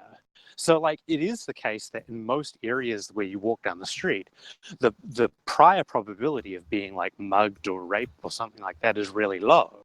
And so there are many, like, little individual factors that might marginally bump your credence that you're going to get raped or that you're going to get murdered or stabbed or whatever. And the person's appearance might be one of those, but it's not going to, like, justify the claim that is actually going to happen. Like, it's only going to justify the claim that, like, you ought hold a credence of, 2.1% as opposed to 2%, or 2.5% over 2%, or something like that. And that's why a lot of racist behaviors, or what I would like call racist behaviors, are really unjustified epistemically. Even in the face of observed statistics. Well, we had to put a bookmark. I think that what you're saying is more or less relevant to what Declan's question was, but I could grant that Declan's claim that there's there's some kind of entailment or probability there. I had a response, right? The response was, even if I granted that, if I could control for the necessary conditions of that event, then I wouldn't have a problem being friends with them. So as long as the room and you recognize that this is somewhat unrelated to what my main point with respect to who I'd be friends with. But I think there is a huge hole in my knowledge with respect to how we come these credence levels and probability with respect to the environment and correlations and all this big hole. But I think the little that I do know is that these traits in isolation, right, don't generate any predictions. I think that's the little that I do know. Right. Yeah, they don't generate predictions, but they can shift credences, and that's the thing that... But it seems like they can only shift credences if you're aware of other variables. I'm not quite sure what you mean by that. I mean, yes. Okay. Well, I can tell you exactly which variables you need to know. It's the conditional probabilities. If you don't know the conditional probabilities, or you don't have, like, an intuition for them, or you don't have, like, some subjective assessment of them based on prior experience, then no, there's no, like, justified inference that you can be making. Okay. It's only if you know this, like, thing that I would call a likelihood ratio. And, like, you'll find if you just type in likelihood ratio into Wikipedia, you'll find what I'm talking about. It's only if you can justify that thing that you're justified in shifting your confidence or credence. And so that's the variable that I think matters. And it turns out with that variable in hand, although it's actually two variables, but with that variable in hand, you can actually, like, shift your credences and propositions, and you don't need to know all of these, like, background causal things, like this complex causal story of how it is the case that these observed statistics came about in the real world. You don't actually need to know all of that stuff to be justified in making an inference. Yeah. Okay. Let's put a bookmark here because I have work in the morning and Vic is coming within the next hour or two. But I think that I would say that there is most of what I said I stand by. I think there is a hole that like what I just explained. I'm not going to repeat myself, but there is a hole in my understanding when it comes to probability assessments and credence levels and all this. I think because I do make inferences, and it bothers me that I make them because I don't understand the inferences.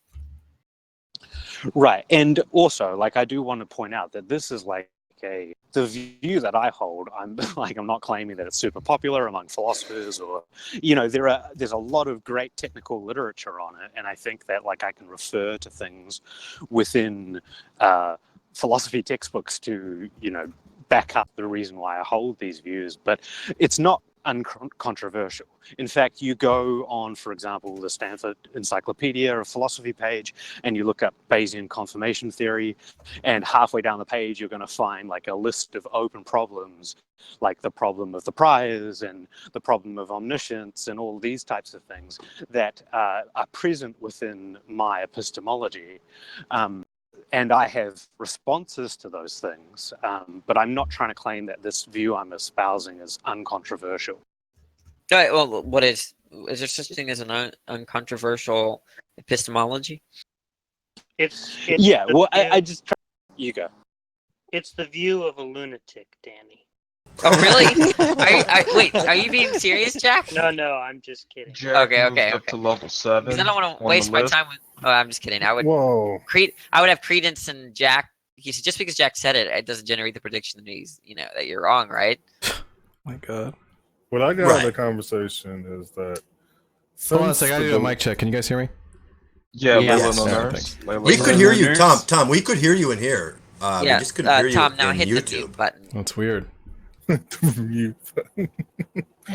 So what I got out of what Cam said is that since the divorce rate in Maine is 99% correlated with the consumption of margarine butter, is that if I wanted to end divorce in Maine, I should just take away margarine butter.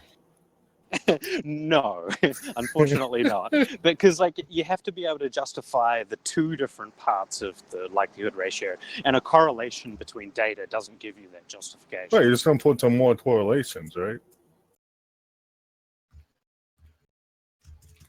Sorry, I'm just making sure that I don't get run over. Jovan is going full Hume right now. Please mute him. David Hume, according to Helena, was a troll. I think the most. I actually have to go now, so see you Right later. away, Cam. No, I will be back. One question, boys. That's all it takes. I will Run, be back. coward. I will be back, but I have a meeting with my Run girlfriend. away to your all-white Oh, he has a neighborhood. meeting. We know. He's got 2 girlfriends. No, I actually don't anymore, Jack. I now What? have one. I now have one Who girlfriend. who calls it a meeting with their girlfriend? Like you're gonna like set an thought he was agenda talking for about this the quarter? office. Or Happen in the boardroom. Cam, did you Actually, incorporate your Claire. relationship? Claire, we should talk about it sometime because you'd Look, find it Cam, I amusing. found out today But- you can't actually call them your girlfriend if you're masturbating and they don't know about it. Just doesn't work out that way. Oh shit! Yeah, by meeting, Cam means That's- jizz fest. That's called a creep. Make sure you find a table with the tablecloth. She will know that I'm masturbating. Don't worry, JJ. Jack, were you listening to all this shenanigans? Some of it. Do you think what I was saying was crazy? I'm not sure. I'm not really quite sure I have a grip on what you were saying, but we'll probably Finally, have I'm to not go the only over it one. tomorrow. What? Talk We'll about probably tomorrow. have to go over it tomorrow because Vic is going to be arriving here any minute, and I have class in the morning. Jack, do you think that Yeah. somebody simply simply having the attraction to young children informs their decisions for their actions in the future? I wouldn't be surprised if it does. But do you think it's a predictor? That's for the their best actions in possible the answer. future? I wouldn't be surprised. You probably could make a prediction in most environments you're familiar with. But that's just the You're case. You have to saying build given an the environment. environment, though, right? Well, that's random, so.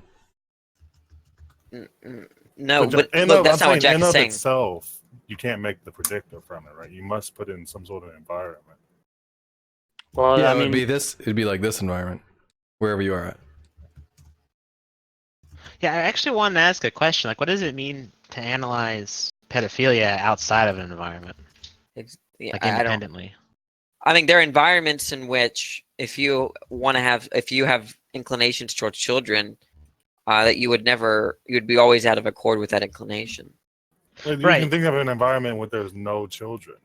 In that I can environment, it would not be a predictor of your actions because there's no way that you could obviously. But fuck that's children. analyzing pedophilia in different environments. It seemed like during the conversation we're trying to just analyze, and I think the statement or the phrase used was try to understand pedophilia outside of any environment, and that's the confusing part because I don't know if that's like the kind of analysis that's possible. Well, yeah, in terms of predicting what will happen, right? Yeah. Like you take a random person, and imagine any kind of environment. All right, we're not being specific to the environment. I mean to say. And they have an inclination towards children. That just means, let me be clear what that means. That doesn't even mean like a strong intention, right? That just means like they see that they have the attraction. Maybe Jack, I don't know if that makes a difference in what Jack's response, that they're attracted to children, right? Is this some kind of disposition? Yeah, it's a disposition towards children. I just don't see how that generates any predictions by itself. And I think even in you don't want to call it a disposition because dispositions tend to be like something to make a determine. Or they tend to be deterministic or things you can make like predictions. Right, they about. are. After being attracted, do you decide who you're attracted to? No, but like if somebody has attraction, yeah, no, I agree with that. It's just it seems like you wanted to say that pedophilia didn't generate any predictions, but if pedophilia is dispositional, that does generate predictions. As in, like people who are going to like aggress on kids are going to be those who have this disposition, right? Well, that's the idea. Well, I think that's trivial, right? Because people that are that have sex with children have to have the desire to have sex with children, right? Right. But that just follows from the event itself. Now, what I'm saying, and let's explore the disposition. I'm saying that the preference is they're disposed to having that preference, right? Maybe the desire itself is not dispositional. I'm just saying they have a disposition to desire. Does that make sense? Is that like a second order disposition, like a disposition to have this? No, it means like you can hit a tree and acquire belief, but the belief itself is not dispositional, but it came about I through agree with that. disposition. Okay. Yeah, I agree with that. What I'm saying is that when they're disposed towards children, I just mean that if they desire to have sex with children, that it was via a disposition rather than an intention. Right. Yeah, that's what I mean. Okay, now I got you. I mean, because like you would say that there's no law-like relationship between being a pedophile and molesting children, right? Or even molesting children again.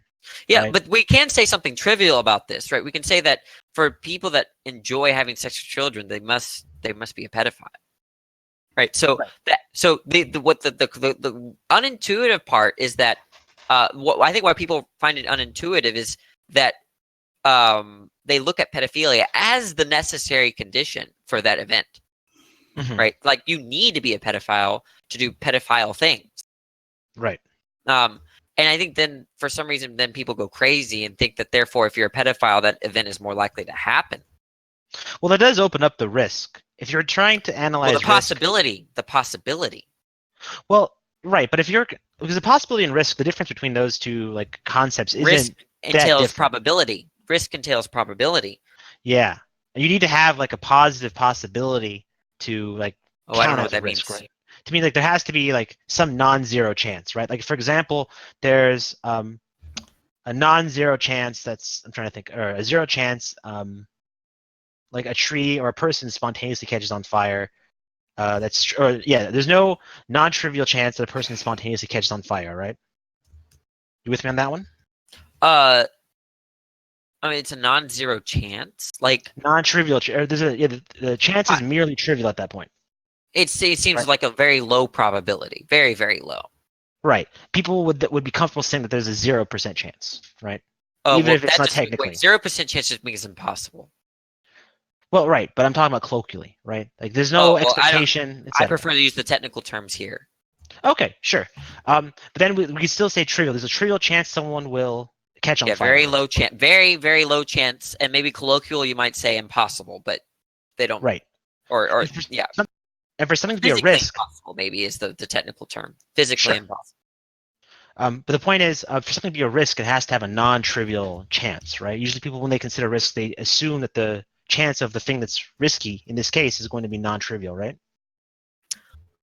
Yeah. It seems like if you're saying that if there's a risk, well, that's tough. I think we're just evaluating the colloquial language. Well, I thought we were trying to be technical now. Well, okay, but the word risk is not a technical term. No, it is in probability, in all sorts of like probabilistic analysis. But we could drop risk, but I'm using risk. I mean, isn't risk just mean chance? Well, if we're talking about risk in terms of like outcomes that we're trying to like optimize against. Well, then it's normative. Risk is a normative term? Yeah, we can say risk is a normative. Okay, so it's like a negative chance, like a chance of a negative thing happening. Yeah, like we don't. It's not like really a risk. I guess it doesn't really make sense to talk about risk of something good happening. Right, because that's not really informative. That's not very technical. Well, we take pedophilia to be pretty bad as a normative concept, and I think we've kind of opened the door to like using some. I guess if it's accepted to be normative in this case, right? Well, yeah, we can agree that pedophilia is not good. Okay, so then like risk the applies to actions this. rather. Like it's undesirable. Right. Like, However we you want to prefer cash them that not out. to have it. Right. So the risk when someone's a pedophile, pedophilia, for the analysis of pedophilia to be risky, it has to be non-trivial, right? So the analysis would then be if this disposition of being a pedophile generates a non-trivial chance of child molestation, right? I'm getting lost. I think Okay. I think I'm following Socrates, but I think we should just twist it right back on you and do this. So you agree then, Socrates, that if all else being equal, you would choose to live with the non-pedophile person, right? I would choose to live with a non-pedophile person, yeah. Okay, now if you have a choice between living in a white neighborhood and a black neighborhood, would you choose the white or black neighborhood? Well, I would probably choose neither in this, or either one in this case. No. Well, hold on. The reason being is that pedophilia. Well, we're talking about people who molested, right? Not people who have the disposition. No, we're talking about which neighborhood would you rather live in? I'm guessing you would rather live I don't in think a he neighborhood accepts with less crime. I don't think it's a good example because he doesn't even accept a lot of the statistics in the first place. Well, he's accepting the statistics on the pedophiles, though, Danny. Yeah, but that doesn't mean that he has to accept the ones on race. Well, I can accept. No. He accepts the ones on race. He accepts black people. Guys, he accepts that black people. For the purpose of the argument, it's fine. Okay. Right, we could say awful statistics for black people, awful statistics for pedophiles. Right. So then, given the statistics for black people, you would choose to live in a white neighborhood, right? Well, the thing is that there's no necessary condition between blackness and crime, but there seems to be a necessary condition for being a pedophile and molesting kids. No. Wait. What we're trying to stop is the molesting the kids, not the intention or the sexual desire, right? Not the sexual desire. We're trying to stop the action. We're trying to stop the action of people robbing and mugging people. Right, but there's no connection we go for the white there, people right? other than the... What do you mean? So it seems with black people and crime, there just seems to be a correlation there. But when we think about pedophilia, it seems like there's a necessary requirement that to molest kids, you have to be a pedophile. No. Why You're not? saying that unnecessarily, for me to touch kids inappropriately, I have to be sexually attracted. Wait, I agree with Socrates here. Well, no. Maybe I'm just talking past him. But what I'm thinking Socrates is saying is that there is a necessary for you to molest a child, you must sexually desire that child. Oh, okay. Well, let's just. This is what I interpret him to be. Now, I guess Go ahead. I thought he was saying that if we're considering the event in which someone molests a child for sexual gratification, okay? That's just going to be trivial. Yes. But we were talking about trying to stop a child molestation, not through simply technically we're talking about where I would live specifically. That's what we're talking about. Right. So we would say stop your child from being sexually molested. Okay? You want to choose on living in a neighborhood with pedophiles or without, and the objective is to mitigate your child being molested. Now, there have been situations where children have been molested by non-pedophiles, or we can at least conceive of those situations. So it's not necessary, is what I'm getting at, Danny. So, somebody would hire some sort of revenge molestation or whatever, some weird thing. Yeah, you could be forced to have sex with children. Yeah, you could. Right. That's what he's There's saying. situations where you can molest a child without it being a part of the sexual desire of the person molesting. Unless we take molest to simply be a sexual desire type thing, then it's going to be trivial. But I don't think that's what we normally mean by molest. If I were to just sit there and rub a child's penis and stuff, and I had no sexual pleasure from that, you would still say that I molested that child. Javon, we're talking about characteristics, and molesting a child isn't really a characteristic; it's an action. Right? Being black is a characteristic. Being a pedophile is a characteristic, right? Well, having sexual desires for a child is a characteristic. Right. So if we're evaluating characteristics, there's no relationship between being black and crime, but there seems to be a relationship between molesting kids and being a pedophile. You said there seems to be a correlation? Okay, a necessary condition for I guess we just agree that there was no necessary condition for that. Right. Well, then if we just change the example a little bit, saying, well, do I want to live in the pedophile case, do I want to live in a place where people have sexual interest in kids, right? If we change that one thing, so we don't have to consider outliers, right? Because it seems like the molestation for I don't know, like being forced to molest kids or whatever, seems to be like some sort of outlier not worth considering. The point was whether or not it's necessary. If you admit that there's cases in which that can happen with it not being the desire being necessary, then you agree that it's not necessary, right? That's the whole point. Well, molesting kids for sexual reasons, it seems like that's a necessary condition, right? If your only desire is not to stop your child from being molesting, but simply not to be molested through sexual desires, then fine. Right. So then that's what. But listen to the example, right? Example is if you think that stopping child molestation is your goal, right, and you choose to do. I'm kind of. Yes, I'm a little confused with because it seems like we're talking about where I would live now. It's talking about stopping child molestation. I'm a little confused, but I think we should just digress from the example. My entire point is that there's not necessary. This is going to be a correlative issue, and then you're going to be able to point to other things that are correlated. And if you don't admit to being to choose the other side of the correlation, then you're going to be inconsistent. Yeah, like I'm not sure how you can bite the bullet on the first and not the second. The pedophile one and the black thing? And living with white people, around white people. Yeah, I think if you accept everything associated with the first, it seems to me like you have to accept everything associated with the second. Like, honestly, you should just bite the bullet on the second example. No, I definitely understand. I know Socrates won't bite that bullet. That's why. Yeah, it was a good move. It's a good move. Yeah, you're right. No, you're right, Jovan. That would make me inconsistent. Let me just write down another win for Jovan on the wall. Good job, Jovan. Now help me win an Overwatch. Oh, Jovan, play Overwatch. Snugs, you play Overwatch? I already asked. No, I'm gonna play when I get my new computer. Remember? Do it. Yeah. Oh. And I'm really good at like PvP stuff, so it'll be. We'll see. I just killed the line. Jovan is incredulous, but Snugs. Don't doubt me. I got a history. This is an Overwatch server, so. Snugs, when are you getting your new computer? I'm looking at about maybe 2 weeks at most. Oh, okay. Gosh, I don't even know if I'll be alive by then. I can't wait to play with Persnickety. Why? I'm not Persnickety Perpetuity? anymore. Who do you play, Snugs? Do you play? Have you played before? Have I played that game before? No, I haven't. Oh, okay. But you think you'll be able to pick it up? Oh, yeah. I picked it up pretty quickly.